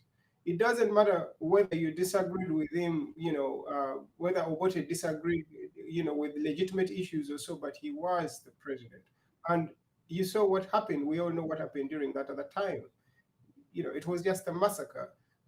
For part of the forces comes in and then just kills everyone who is around the president, and then you are going to claim that that was liberation at that point. Well, that curse, I would call it a curse, because it looks like we've never turned a leaf from that. It has followed us all the way up to now. It comes to 1971, it's the same thing. Amin takes over just like that. I think for Amin, he was a little lucky that it was almost a bloodless coup. There's not so many reports that so many people were killed when Obote was getting exiled in 1971. Well, but then that happened. And then fast forward 1979, same thing. It's all these groups that have actually filled the vacuums of power in Uganda. In today's definition of terrorism, they are terrorists. And I think that goes back to, I don't know whether we played that video yet of Honorable Eliasu Kwago, or rather, yes, the mayor trying to assure Jim Muwezi that they were also terrorists in 1986 or before 1986 when they were in the bush. And that is so true. Again, looking at what definition is, yes, they were also an extremist group and they were violent. Well, we could accuse the government at that point that it was, the one killing its citizens, but that's a debate for another day. I think all sides are to blame in that, when that happened. When you move forward to what Horiza was just explaining earlier with what happened in Kasese, that too is unimaginable that it could happen today. For me, when I looked at the events as they transpired that day, I just saw the reenactment of the 1966 crisis in modern day. And I can see how other parts of the country probably, again, even then, reacted when this was happening, because they all seem to be detached and they're like, no, that is just the Resolute leadership, and it is trying to oppose the government. I think they probably deserve what they were getting at that point, but we all saw how that happened. These people just had spears, machetes, and all that, and they had, of course, certain claims and certain reasons or political statements to make at that point.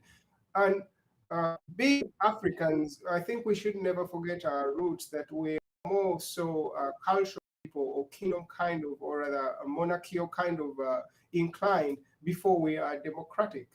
And these groups are all recognized as, as bridging kind of entities in society that help to keep people together, and they do assist government in its pursuit to extend leadership and cover the entire terrain.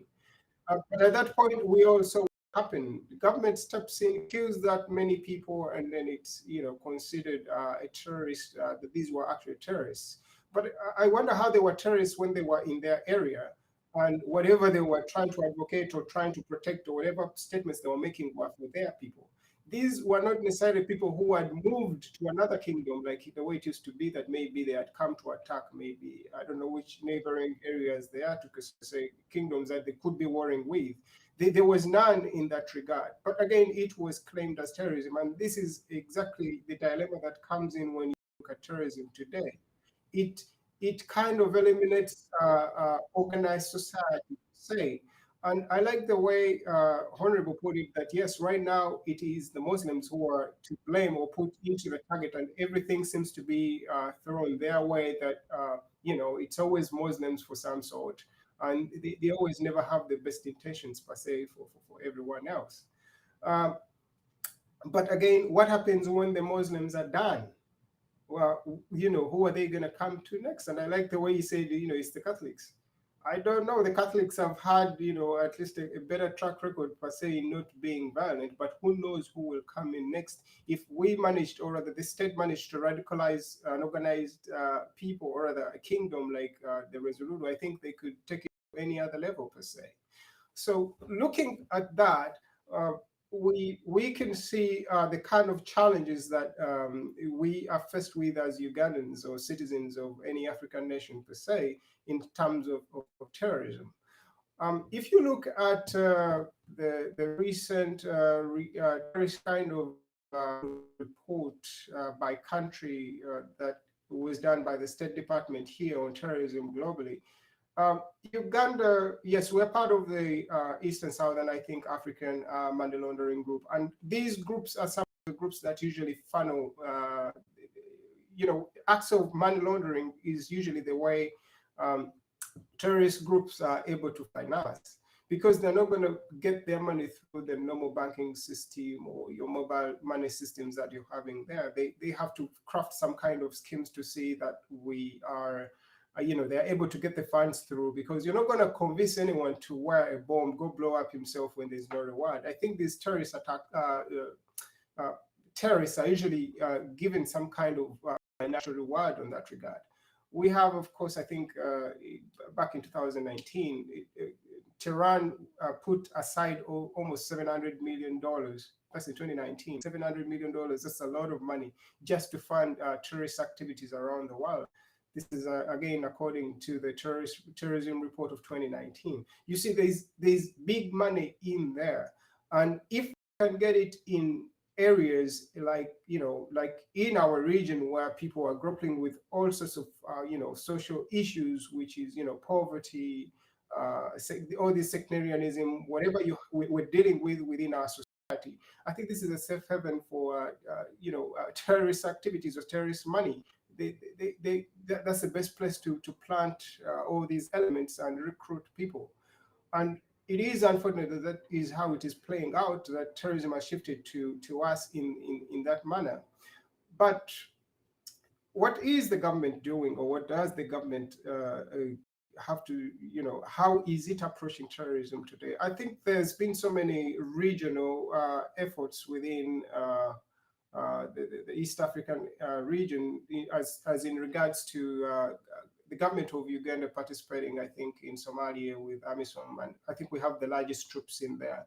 But we should note that as we are, as a country, are making those sacrifices, which I don't know whether other citizens approved of us, going into Somalia to do what we're doing there. That's a debate again for another day. But if they committed troops there and they're supposed to keep the whole, region, kind of stable, I think at first we should first make sure that our people are also, at peace for starters before we go to protect other nations. And I think that's why the other nations in the area were, kind of retracted their forces. For us, getting into Somalia, and then we are, I think, trying to suppress all these extremist groups, or rather maintain peace there. Again, let's not forget that that isn't perceived so well by the other group. You expect some retaliation. You're dressed in combat, you're carrying a gun, you're threatening the other group. They have to get back to you. And if they can't face you at the same level, on the same battlefield, they're going to get into strategies like you're having right now, which is terrorism per se. I think back in the day, in the 80s, I think those were the so-called guerrilla attacks by then. Today, all that has metamorphosed into terrorism today. So this is expected. Again, I think Uganda has also been in the DRC for a while. Same thing, you went to the DRC, you're carrying arms, you're fighting the other group. Expect some kind of retaliation at some point. At least any mature person should expect an attack from an opponent at some point if you, trying to attack. It is only expected that we are going to get this backlash, just gauging by the events that have happened over the last 10 or even 20 years. The way Uganda has carried itself in the region. I mean, it's the same thing. I think we've also taken troops to the Sudan. We can as well expect a backlash if the other group is also not happy. So on that regard, when you look at all that, I think, yes, Uganda is red hot for terrorism. And I think that is why we need a very competent kind of system or leadership that is going to make sure that it considers this in their, their security strategy, because it is a real threat to the citizens of the country. So just by that, I think you do see that yes, these terrorist attacks happening in Uganda, they are not exactly surprise attacks per se. We expect them, or at least the government does. Maybe other ordinary citizens don't, but we should expect them just by the way we've carried ourselves, over the last 10 or so years in the region. I think what I wanted to conclude with, when you look at the ADF has been here probably for the last probably 20 years or more. And yes, we've had some claims that before with the bombs that used to happen in the 90s or so. If we've had a history with ADF attacks, coming in and out and all that. And I think they've ended up regrouping in DRC. At least that's the claim today, that in the DRC. But we've been in the DRC fighting. We fought all the way to Chisanga and all the other areas. I think if we were interested in getting the threats out of the way of who are threatening us, we should have just moved into areas where the ADF is and wiped them out, since we have such a formidable force. But that didn't seem to happen. And then ADF just keeps thriving at that. Of late, in the same report, we can see that ADF is now linked to ISIS by some sort of way in order to get funding for their activities. So as you can see now, ADF has, maybe upgraded now. It's gotten a stronger partner, because ISIS, I think, is really, big deal in as far as terrorism is. It's what is making the most headlines. So we should be really, we should take this very serious. Just throwing a bunch of profanities out there that these are pigs, these are what, I think it's not going to happen if you have a person, a contender on the other side who has access to a resource that is almost as big as your national security budget. That is a real threat. And if there is a way to actually resolve this conflict, I mean, what are the needs, or rather, what are the claims of the ADF? What do they want, per se? But today, ADF even isn't making so much sense, because it's not just attacking Uganda, it's so attacking in the Congo. So I failed to understand how a rebel group, which was local and supposed to, was only interested in political power, per se, in Uganda, now is carrying out attacks in neighboring countries. Then now that changes the whole flow. But maybe it's because they got funding from ISIS, so they are expanding their operations to an international kind of plane. So if you look at that, I would say that we probably need to go back to the drawing board and revise the strategy we have to approach terrorism. Well, I beg to submit on that note, Dr. Jacob. Thank you very much for the submission. And let's have a quick 1 minute break, and then we come back.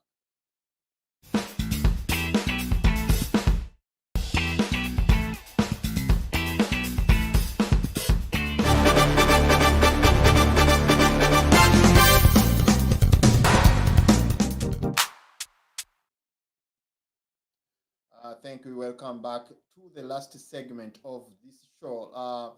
With me in the studio, I have Honorable Winnie Chiza, I have Lawrence Semugoma, I have Maurice Otieno, and Mr. Chendo, discussing deep into the discussion that has prevailed in Uganda this week, where we had a lot of scary sceneries which were looking so nasty in front of the people and the Ugandan population at large. Let's come over. Let me bring in Honorable Winnie. Honorable Winnie, it seems like the government has failed to, acknowledge its responsibility of what really happened. Let's first have that voice, that sound. Let me first have that sound. Producer, can you give me that sound? 1 minute of Honorable. That's a fact. You terrorized the people, you terrorized the Kampala, you terrorized the Ruwero. You were a terrorist, you can't deny that fact. So why were you not shot dead? Visit the Google Play Store or the Apple App Store to download the Afro mobile app. Jim, who is here, was once a terrorist. You were a terrorist. No. When you were in the bush, what were you? Can you stop I was that? fighting just cause and I was here in Luwero. I was not hiding. You mean you didn't kill anybody? I was not hiding. Didn't you kill anyone? Do you know the difference about a war, guerrilla war, and a terrorist? Now you can imagine. Do you He was know? you were a terrorist. That's a fact. You terrorized the people, you terrorized the Kampala, you terrorized the Ruwero. You were a terrorist. You can't deny that fact. So why were you not shot dead? Jim. I think, Honorable, you are here. The minister is being roasted. That is a terrorist. I mean, is there any difference between a terrorist and a rebel, or a rebel? I would say the guerrilla war rebel group. You know, Dr. Juko, when the Jim Muhwezes were fighting in the jungles of Luwero, and actually even in the jungles of Rwenzori, a war which he calls a just war, even the terrorists, when they are going to attack, they will tell you they are doing a just war. The Muslim fundamentalists, when they go to attack, they are on a just war. So there will never be any spilling of blood that should be justified. When Museveni and his group started killing people, they were killing innocent civilians who had no power whatsoever to remove a government that was there then. And for me, what hurts me most is saying an election had gone bad. An election in which President Museveni did not participate as a presidential candidate. He was actually a parliamentary candidate where he lost to Kutesa. And he went to the bush to fight that Dr. Bote had rigged an election. An election that was rigged was for the DPs, not his UPM. He went to the bush to fight a system that is now heavily entrenched into the NRM regime. Vote rigging. That is why you even had the Kenyans saying, distance yourself, Ruto, from Museveni's regime, because we know that Museveni has never gone to power, has never won an election. He rigs, he manipulates, and it is the reason he went to power, what they call a just war. So why did they have to kill blood in the first place if they can't follow what their hearts told them at that time? So there is no difference between them and these ones who are blasting themselves. And to me, what really I fail to understand is at what stage shall we say President Museveni killed the people and acknowledges it and he says, I think I'm sorry. The people of Luwero, where he killed hundreds and thousands of people, are still in dire poverty. Luwero robbed a lot of our wealth to enable him fight and capture Kampala, are still in poverty. The only gift he gave them was to even kill the few people who were still remaining there. I want to thank Lawrence for his analysis. The analysis and those who don't have is a recipe for disaster. A Uganda that has been divided between ethnic communities is a recipe for disaster. A Uganda where we are now looking at our religions and honor them, and because we believe that is the only source of protection, is a recipe for disaster. We have been bundled in cocoons where we are fighting one another. You will fight a Mukonzo fighting a Munyankole. Munyankole can't speak well with an Acholi. Now the language is Gambano. If you don't know Runyankole, you will not pass by. You have to have a godfather somewhere where you are found on a roadblock and you can say hello. Vanzo Gambeno are receipts for bad people to and says, look here, you Vanyankore, I mean you actually, I will help you to wipe the Vanyankore who are sitting on you. Everybody will be more than glad to hold the gun. People will only talk about patriotism when it matters to them. They are eating, They leave you outside and then they say be patriotic while they are eating. And they think you should watch and be a patriot. At what time should I be a patriot? When I'm watching you eating, when I'm watching you kill my people, or when we are together confronting a situation or a problem as it has come. It is so sad that these Bushmen still feel they did not kill people and they are supposed to be held accountable.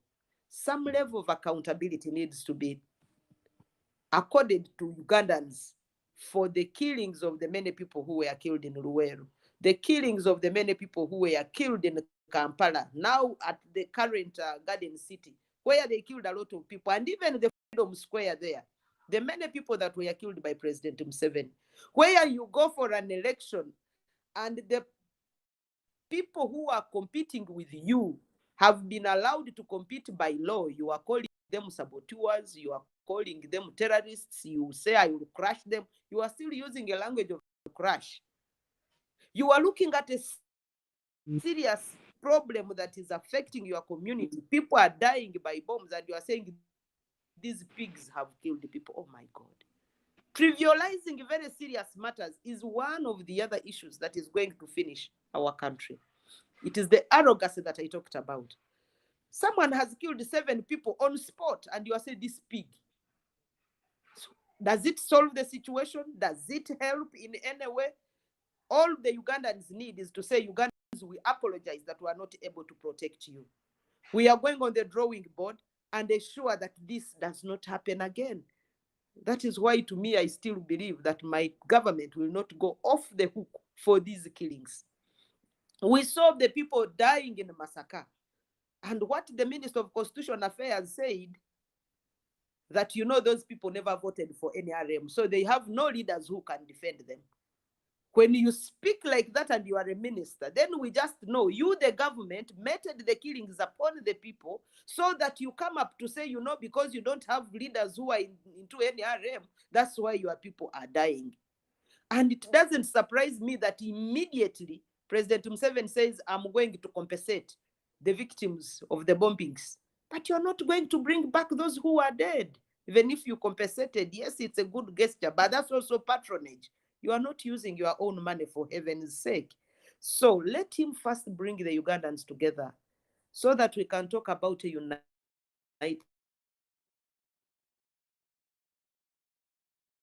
Uganda. We can talk about going to the north, and me as a person from the west and Democratic Republic of Congo, between the Nyamulenges and the Congolese. Majority of the Bakonzos, by the way, stay in the Eastern Democratic Republic of Congo. I wanted to visit my relatives, but they told me, Winnie, they will look at you, they will think you are in Munyamulenge. So come, because the situation there was so tense that people were looking at the faces, they look at the noses, and they just know this one is an enemy. It is the same situation that we have in Kampala. Until we bring our house to order, until we do promotions genuinely, until we put people in the positions that they deserve using merit, we shall continue seeing these problems. And indeed, like Loris said, we have become warmongers. Where there is any confusion, Uganda will be present. But I also know that there is money that they get by going there. So we are more preoccupied with getting money at the expense of our citizens. And I can tell you, Dr. Juko, with all the other panelists, that a matter appeared in Parliament where our soldiers who were in Somalia were not being paid for some months. And yet we knew that money was coming for the activity. When we asked the Minister of Defense then, Dr. Crispus Chionga, he said we use the money to buy uniforms for the forces. As if there was no money for the uniform for the forces, and then you have to use their salaries. So even these people who are being brought from these missions, they are dumped here at the headquarters, they are never deployed, and they are there. Some of them are retired when they come from these missions, and they are helpless. So our governments in Africa, and most especially my country, Uganda, they need to rethink their security strategy. they need to first assess the damage they have caused to other countries.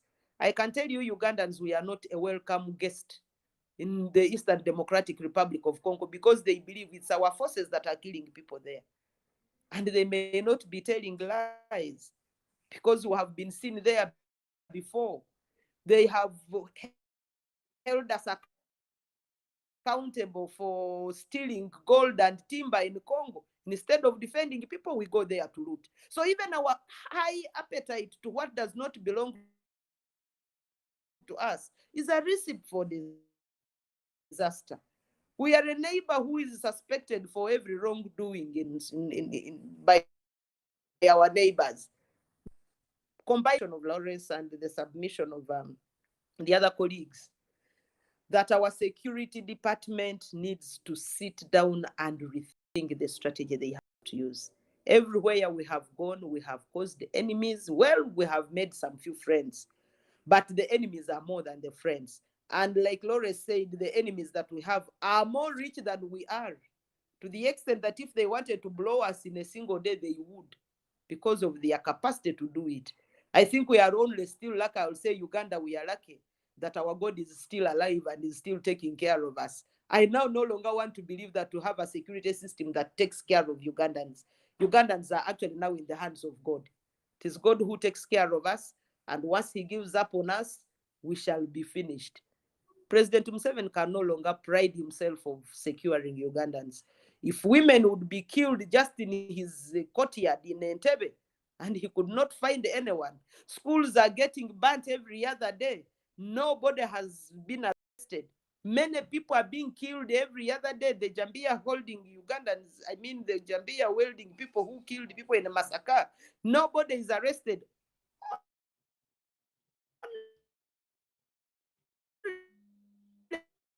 Innocent citizens, again, the ones who become victims of these arrests, because nobody has been placed at the center of crime to see that really a case has been handled from the beginning to the end. All they can do is to patch up issues and say, you know, we shall put you there and hard for many years until you say, yes, I plead guilty. So Uganda, we are at a loss in terms of security. Our leadership has forced itself to the population for far too long. I think President Museveni has overstayed his welcome. He needs to go, and we see if another capable leader, a leader with new ideas, a leader with fresh strategies, can take up the leadership of Uganda, and we put our country in one piece so that we can move together as one nation, not in fragments of society. Our society has been deeply fragmented to the extent that you may not know who is who, including in the forces. The forces are equally fragmented. So I'm not so sure whether really we still have a solid force that can take care of the concerns, the security concerns of Ugandans. That is why, like Laura said, we need to go back to a drawing board and say, where did we go wrong? If we need to make apologies, President Museveni with his other Bushmen should make apologies to Ugandans that, you know, I think we killed people in Luwero and Rwenzori and Kampala for no good reason. What we thought we would do, we have failed to do, and therefore we beg to leave. We shall allow them free exit. There you go, and we put our country together. Thank you very much. In one Thank you piece. very much, Honorable.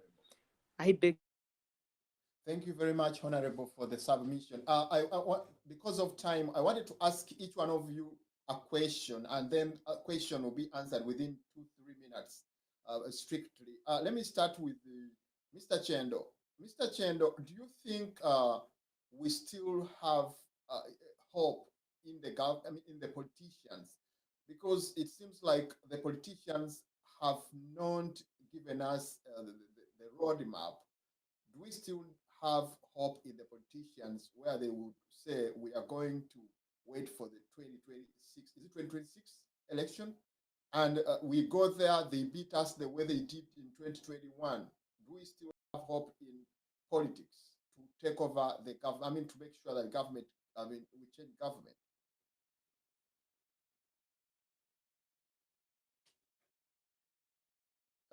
We seem to have lost your sound, Mr. Jendo. Yes.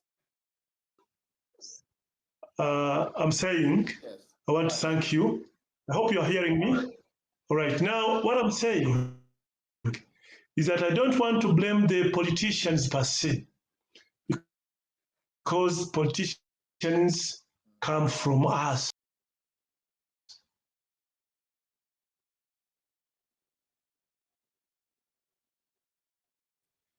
Actually, it is the collective effort of all Ugandans. Good. I want to tell you can't tell me that some 200 army men and some 200 policemen can actually dictate.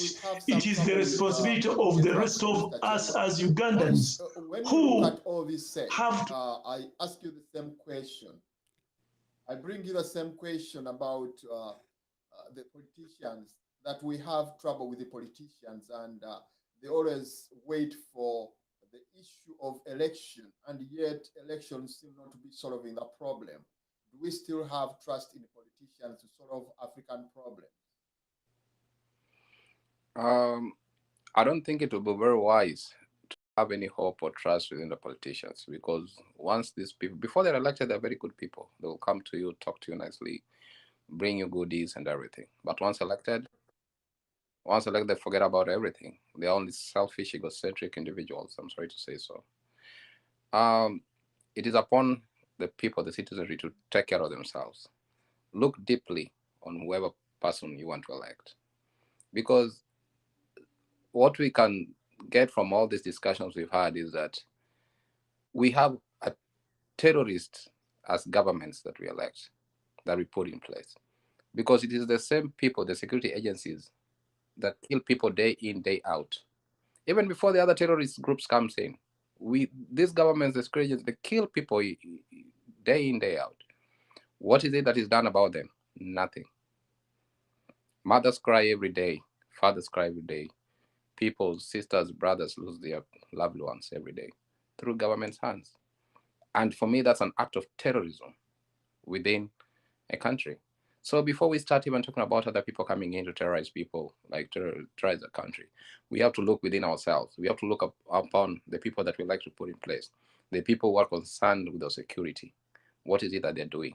What is it that the government is doing to protect us? Because without securities, a lot of things can go wrong. And like I said before, nothing can ever go right within chaos. And we've just seen, like, most of these politicians, they like thriving in chaos. They like hanging on power because of chaos. I was once in Uganda, Kampala, the headquarters, once when an election was being held. I witnessed some of the crazy things I've never witnessed in my life. The intimidation, the everything, the chaos, that's not democracy at all. So we just need to sit back, go back to the drawing board, and ask ourselves, where did the rain start beating us? Is it the people that we elect? Is it the terrorists, the extremists that are coming in our countries?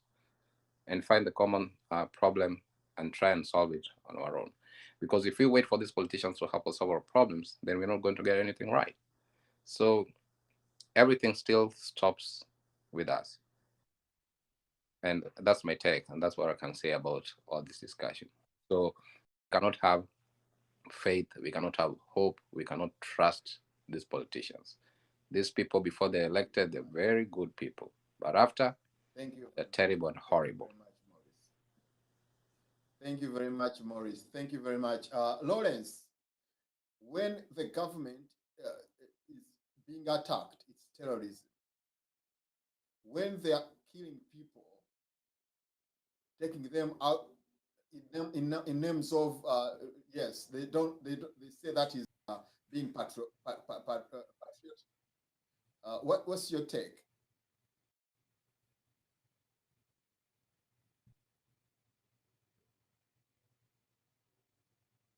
Yes, Lawrence. Well, yes, thank you so much, Dr. Juka, once again. Well, just to supplement what my fellow panelists have actually, just submitted is,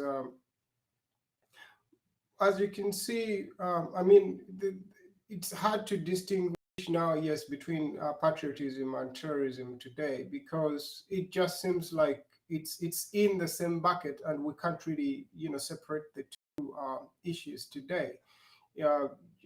Just before terrorism became a global thing, it was, regarded, these were all liberation fronts or movements. That's why there was never any opposition group or rebel group in the 80s or 70s that was ever labeled a terrorist. Usually, most of them were all liberation fronts. But if you look at it by today's definition, all these were terrorists. And at that point, we accepted it as is. So it's in, again, that kind of regard that I'm looking at terrorism today as, I think it's one of those things that's going to disappear eventually. But while we're in it right now, we're going to have to deal with it. And yes, I've just highlighted that we have so many enemies in the region because we are there opposing or rather fighting other groups. We should expect something in return. And as of today, I think Uganda, we are ranking at about 55, number 55 globally, as into the nations that are impacted by terrorism, global terrorism, as of I think 2020, that's of last year. So you can see we haven't gotten to where countries like Afghanistan is and all these other bigger nations out there. But who knows how much time it will take for us to get there in a short time if all these groups, the ISIS that have been operating in the countries that are scoring the highest, like in Afghanistan, Iraq, Nigeria, Syria, Somalia, all those, if they do focus on us, I think it will be so bad. And we can agree that we are not a nation that is equipped to take on terrorism on a front, or rather face it, face on like. I mean, just look at how helpless everyone was, even law enforcement, when that suicide bomber for this worked out straight in front of CPS. Yes, if the government claims they know this person, which is good, they know. Why didn't they neutralize him first? Maybe we could say he used those tactics to evade security cameras and, or anyone who would root him out. But you can see he slipped right through, straight in front of CPS. I mean, and he blew himself up. If you're to get any more attacks of this nature out there, this is a serious issue that we cannot take very lightly. Now, as again, 2019, in the terrorist report that we have here, it's supplied by the Department of Defense here, in the US, but it's something you can actually access in a Google search anyway, if you want. And they show that we haven't shared our kind of counterterrorism, violent extremist plan as a nation as of 2019. Now, a country that has been faced with terrorism per se, or as we know it today, if we haven't shared with our international partners a plan to counter these terrorist groups, that shows that maybe we don't know what we're doing. That's why we're just getting into other people's fronts and wars. It's the reason why we're in Somalia. In the beginning, yes, we had a terror attack, I think, in Lugogo. You remember that during the World Cup finals. Yes, that was bad. You could ask yourself, how did that come up in the first place? What would prompt Somalia to come and attack Uganda just like that? We've not really had all that a bad experience of history with Somalia. And you could say it's almost the same thing with the DRC. But again, we find ourselves in all these areas. Now, we've created a good number of enemies. How are we going to get out of it? I think as of, it should be this week when I think 2 UPDF officers who are based in Somalia under the AMISOM arm were sentenced to death for terrorizing or actually committing acts of violence against citizens of Somalia. I think they killed they did kill citizens of Somalia, and then they were sentenced to death. So you can see we're not carrying ourselves as peace in these nations we go to, which is quite unfortunate. And this has made headlines. I think those two officers were sentenced to death. But again, that doesn't clear, it doesn't clear that, but because you've already killed citizens, you've already, planted a bad seed right there, or bad blood. And do expect some retaliation, because the citizens are now going to start viewing you as an enemy, because you are there to attack them also and kill them. And so many times in war, these when the people on the right, like the way the peacekeepers are now, in this case, it's unfortunate that it's the UPDF who are caught in this. These things do happen. The people who are supposed to keep and maintain peace are the ones that actually terrorize the citizens, or the people in those areas. We could reverse back to what happened here in '86 and any other years before that. It's a little hard to prove, especially in the past, but today you can see everything is live. Everyone can tell you've done something wrong. And thank God to the smartphone, because all these can be shared in real time, and people get to know, and then get to the bottom of it, some kind of justice from it. In the past, it just used to sweep under the rug, and that's it. So, like brother Maurice just shared right there about what people or citizens are supposed to do. I can assure you, if you're still waiting for your government to protect you, I think you're doomed. It's just like waiting for your government to give you food or shelter or any of those things that you need just for your basic survival. I think all those are not gonna be delivered to your doorstep. You have to fight for them. You have to guarantee them. You have to secure them yourself. So when it comes to terrorism per se and security in this regard, the citizens have to just take it up themselves to secure themselves, because I think we all know that when we're in our homes, we make sure that the doors are closed. If the doors are not enough, like I think there's a member of parliament who explained all the security protocols that some of these, people in power actually put in place. The man has burglar proof even in the house. Outside there is a dog, then there is an askari, then there is a very big perimeter wall out there, and on top of that there is electricity coming out. You can see that this person is taking all measures seriously to ensure that they are safe and their family. And I think that responsibility now gets back to the citizens to guarantee their own safety per se. The state is going to take care of certain threats. More so, if we had an invasion, a foreign invasion, then maybe I do expect the state to come in there, because people have to first guard their families, their homes, their churches, their all those other smaller groups before it gets to that. But when it comes to terrorism, and then it is directly coming and directed towards the citizens themselves, there has to be a partnership. The state has to agree that it's going to do some part, but the citizens need to do some part. Now, I want to see how the state is going to engage the citizens, train them into cooperating with them. They see something, say something. We saw that other video that circulated after, when one of the bomb squad members went to pick, it was like a gift that was hanging on a transformer, and then everyone was scared that it's maybe a bomb. Well, that is good. I'm sure someone saw something and said something. So if this shows up, it is now, I mean, when we get to that point that the citizens are cooperating, I think we're getting there. But again, of all this other kind of backlash we are getting from ISIS and the rest, how are we going to resolve that bad blood or conflict to just make sure that the citizens are protected, that they're not targeted by all these other groups? I think that's a mandate given to the state with their diplomacy and all these other foreign missions and all that. I beg to submit. Thank you very much. Thank you very much, Lawrence. And finally, let me bring in Honorable Winnie. Honorable Winnie, I have my question around two of them. One is, you have been in Uganda and you have been participating in politics, and you did a very wonderful job of actually very historical and the precedent that you set about leaving the parliament by yourself, not being voted out. That is a very big precedent, which I think everybody should emulate.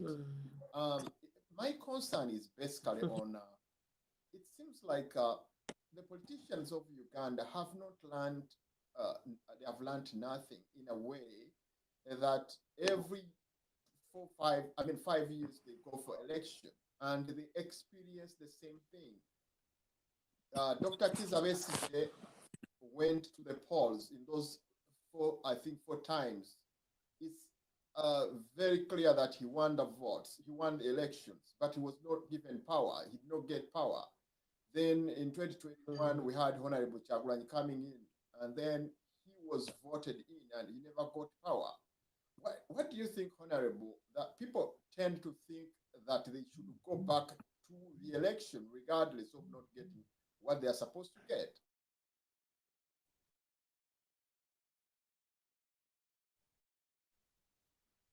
Yes, go ahead, Honorable. Thank you so much, Dr. Juko. I really want to thank you for putting this together. I want to thank you, Dr. Juko. And the Ugandan population, I think they are very patient. The Ugandans are resilient. The Ugandans are firm believers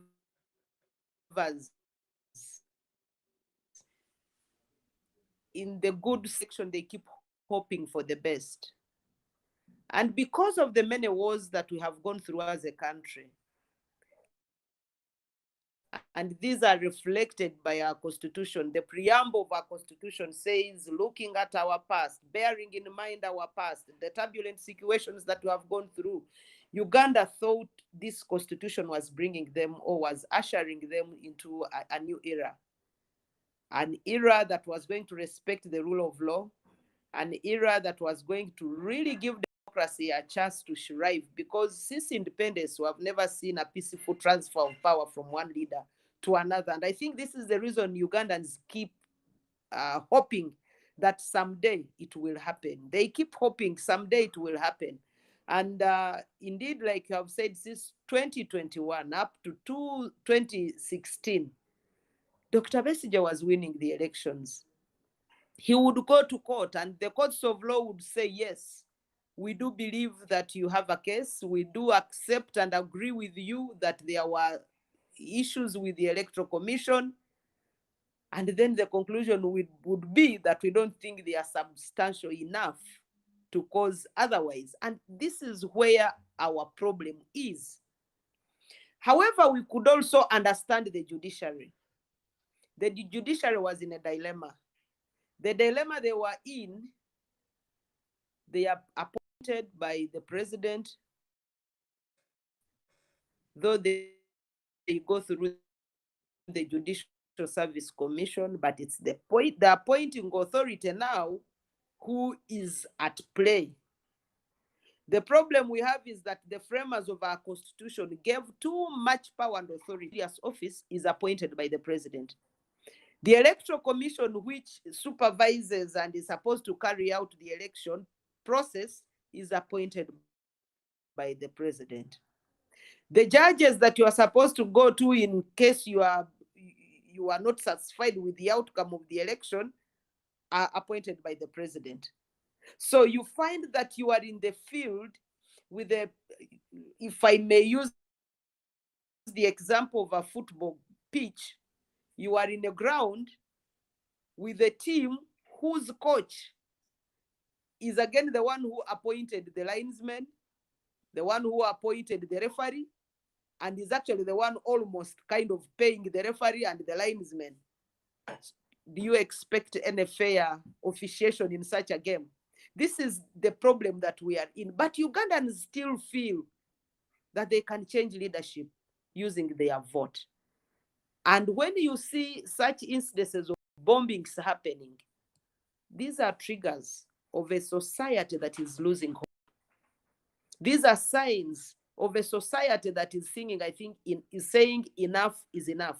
If I have any other way out, let me use it. If there is anything I can do to get what I wanted to get democratically, let me do it.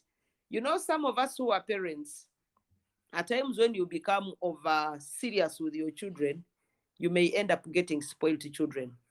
You don't allow them to visit neighbors. You don't allow the neighbors to visit. You don't allow them to even live. They will start escaping from the house. So somehow, If Museveni thinks he's going to close all the ways that Ugandans are supposed to use to have democracy carried out legally and peacefully, that people can see a transfer of power from one leader to another peacefully, they will use all available means. And then I want to go back to what Maurice said. And I think that it's now incumbent upon us, the Ugandans, to rethink also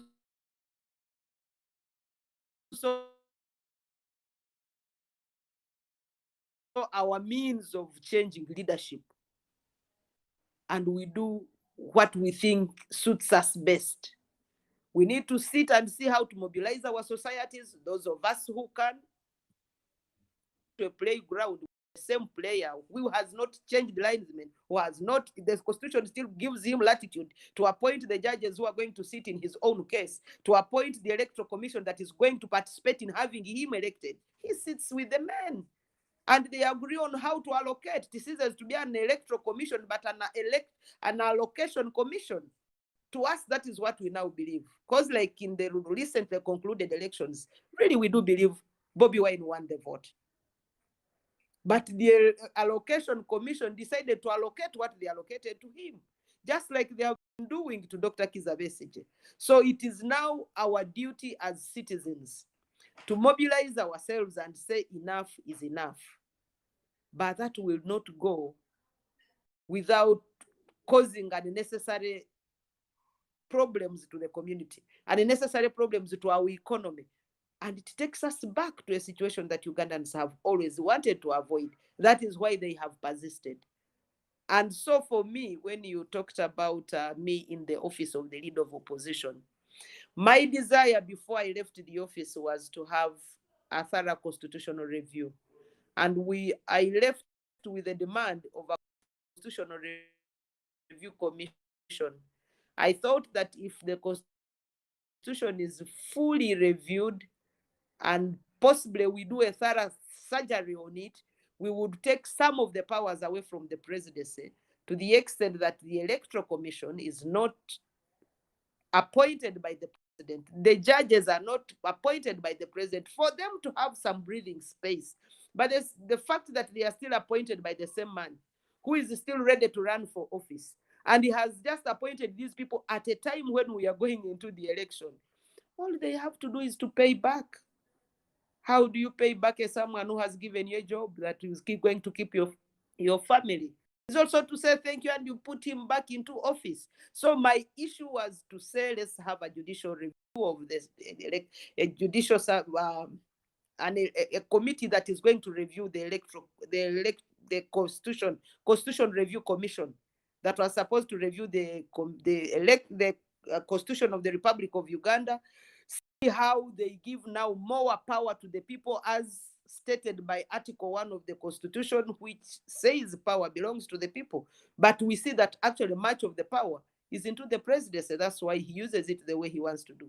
The ones who framed our Constitution of 1995 really gave a lot of power to the president and left very little of it to the citizens of the country. And the dictator is bred within the Constitution. By the way, even the Hitlers had laws that they were using, and they would say, we are using this law. Their dictatorship was legal. So even President Museveni will tell you that is electoral commission. It is independent, and they have even called it an independent electoral commission, but not independent from the president who appoints them. So to me, I do believe that really Uganda, we need to sit again and also rethink our strategy. As we tell our government to sit and rethink the strategy of how to keep the Ugandans secure, we should also sit and reconsider how do we keep ourselves secure and get rid of the mafias that are taking our country to the dogs. So it comes back to us, like my colleagues have said. I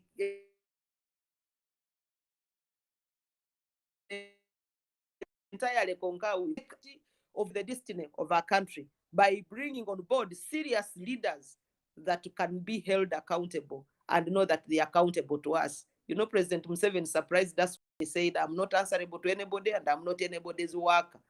I work for my children and my grandchildren. Then when he saw that was becoming an issue, he said, now all Ugandans, you are my grandchildren. Can you imagine? So all these jokes, we have just been treated to a cocoon of grandchildren. All Ugandans, irrespective of your rank, irrespective of your status, you are a grandchild of Museveni. So when he is singing his lullabies, you are supposed to sleep. And as long as you sleep, he will do what he wants to do. So we need to wake up from the slumber and take on the power that is given to us by Article 1 of the Constitution, and we change the status. Get ourselves to where we want to go, where we shall walk into a Uganda that gives citizens the status that they deserve. And like my colleagues have said, I entirely concur with you, Ugandans have overslept. We need to wake up. And I think this is a wake-up call to all of us, that we are not going to massage the dictator out of power. We are not going to wait for him to.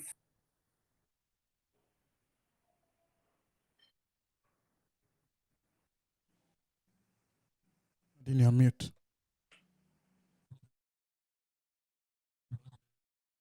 Thank you very much, Honorable. The time is always our biggest enemy, and we cannot proceed more than this. Let me have each one of you to say last words in 1 minute, and then we get out of the studio. Let me have Maurice. Maurice, it has been a pleasure to have you on the tower.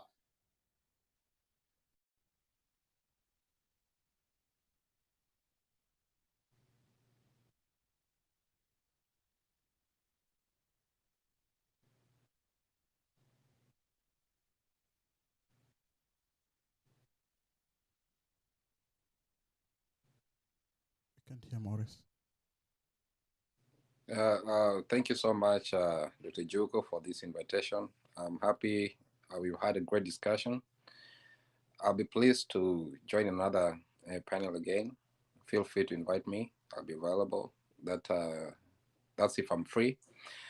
And bottom line of this discussion is that we just find that the common issues surrounding the problems surrounding Uganda, Kenya, the neighboring countries are just common. But it all is on what we, the citizens, do. When we decide to pick on people that lead us, let us be wise. And each and everything, the powers, I believe, still belong to the people. We can change every situation. And I believe with the God's guidance, nothing is impossible. We can do it. There's still hope, but not no politicians. Thank you.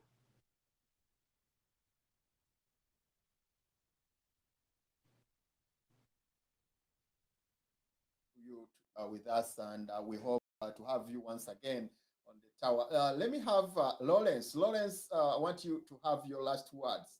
But I think before you say your words, what is your take about, in 1 minute, about the system of governance that we believe should cover up all these problems? The Kenyans have adopted it. Other countries have adopted it. That is the federal system of governance.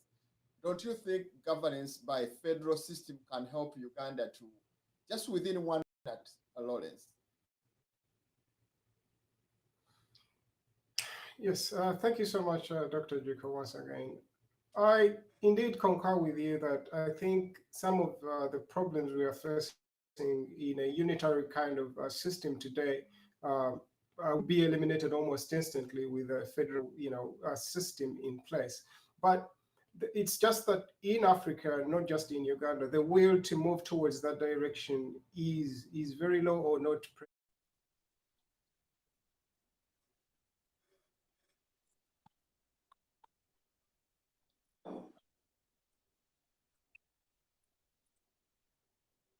Most, because you could ask yourself why if you're unarmed, if you're part of maybe any social grouping in Uganda, what you would be doing in Somalia, what you would be doing in Afghanistan or Iraq or all these other places. I think some of the questions or some of the queries that we have when we see our people, our troops move towards those areas, with the federal system, that has been a consensus at the local level that yes, we have to go there because they threaten A, B, C, D. I mean, that would make all the sense. I mean, it would resolve all the conflicts we have, the conflicts of interest we're having right now. And of course, in most cases, it's always just about the money. We are in all these areas just to make money. But like Kiza said, it's at the expense of the safety of the citizens of the country. So, I mean, that is all I can say about that. But if I may just get down to conclude on this matter is, when I look at the state of the country today, I mean, of last year, there was a query, or rather, there was a report. I think it's coming from the Institute for Security Studies. That is a report about radicalization in around Africa. And yes, there was a claim that ADF was no more indeed as of last year. So I mean, they did a study, these incredible scholars, and they found that yes, that was what was happening. And the reason they concluded that is because in 2019 there was no terrorist attack necessarily that was linked to ADF. Now, when it comes to, I think, the recent attacks that have happened this year, more so if you go back, I think, to General Katumba Wamala's attack recently earlier on this year, that's when the name ADF is, it's all of a sudden resurrected, and they're like, these are the people, and we know them. But you are the same government that claimed that ADF is no more as of last year. And fast forward to right now, I think we've had a string of incidents going to the Bijambia, which we discussed here, and now right now we're discussing the bomb, the bomb that just went off. And again, now we're coming back to say it's the ADF. Now, I think some of these issues are just rooted in the action plan that security agencies are having, or the handbook that they're working under, which is they are supposed to have a suspect within the first, I think, or rather they are supposed to have concluded their investigation within the first 24 or 48 hours. Now, like the late General Aroda Ndakairima said when he was still heading security, he was like 24 hours is indeed not, or 48 hours is indeed not enough to investigate such elaborate schemes that take place. And I think at that time it was, I forget the name of the colonel at that point, he was like, in most cases, they end up actually arresting innocent people. So if that has happened, and that is as far as back the 2003 when they were having the Terrorism Act of 2002, 2003, these mistakes were acknowledged then that they do happen, that sometimes we, the security forces, do get innocent people, incarcerated and charged and sometimes probably sentenced. It's the reason you have, I think, Luzira and the other prisons having so many suspects of terrorism that are remanded almost indefinitely. We have a good number of them. It's just unfortunate that right now it's always the Muslims, or it has been the Muslims that are always at the focal point of this, or on the other side to blame for this. But if we can just be honest with ourselves, if we are arresting all the wrong people, we always claim to have, the state always claims to have, sorry to say we, it is always the state, they're doing their mandate. They arrest those they claim have committed these crimes. And they are recommitted over and over again in different, timelines. Now it is this year, it has just happened this week. But before that, this has been happening for the last 15 or 20 years. I ask myself, if you did arrest the right people then why are these acts coming back? And of course, now that gets global with the whole ISIS into the equation, that ISIS is funding them and all these other groups. But again, if you go back to that other report on radicalization as of today, they claim that ADF is also getting funding from the UK. They're using some UK-based bankers or systems to actually funnel funds to these people. So you can see some of the funds are coming from First World. It's because these terrorist groups have infiltrated legitimate businesses, and they do force their hand to fund these activities. So it will seem like they are paying someone or remitting funds from maybe aid or whatever, and then it is going to end up in these groups. it is really a big issue, and we shouldn't take it very lightly. But other than that, with all this information that we've shared today, I would just appeal to the Ugandans to do the right thing, as in do guarantee your own security, take it. It's your right to secure yourself and your family and your property first before you get to the state. I always see people say the government, and I saw that other gentleman who was in that other terrorist video, he was like, no, bring the police, let them come and put out the fire. But in the first place, if you're on site before they come in and you have an fire extinguishers nearby, do take it upon yourself to put out the fire if you must. We all know sometimes the fire department gets to some of those scenes even without, water in the tanks to put out the fire. Time is always our biggest enemy, and I appreciate all that. Let me have finally Honorable Winnie, just within 2 minutes to wrap up and say bye-bye. Thank you so much. Thank you so much, Dr. Juko and the fellow panelists for this panel. I have really learned a lot from sharing with all of you, and I know our listeners out there are equally learning a lot from this panel. I just would like to say, when they arrested Jamiru Mukulu, they told us now ADF is finished. The man has been in Luzira for years. He has never been heard. He has never been given bail. He has never, but now ADF is still available and around Kampala. The other issue that is triggering my mind is how come that a time when Museveni is marketing arrest and detention without trial is the time when the bombs are again happening. I think if there is anybody now a terrorist, because now I know he's going to say we have terrorists. Terrorists are now in Kampala. If we arrest such a terrorist, do we give the terrorist bail? And we shall all say no, because of course we fear. It could be another trick where he wants to have now the arrest of so many of those who are opposing him arrested and taken to detention centers and keep there for years without being given bail.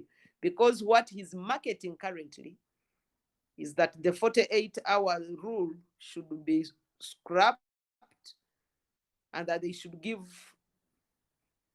the government enough time to first investigate the matter. Now, in a country like ours, Uganda, where you are first arrested and then they begin looking for cases to put against you, it is very unfortunate if we are going to allow this law to happen. Indeed, we know that terrorism is real. We know that terrorism can happen in Uganda.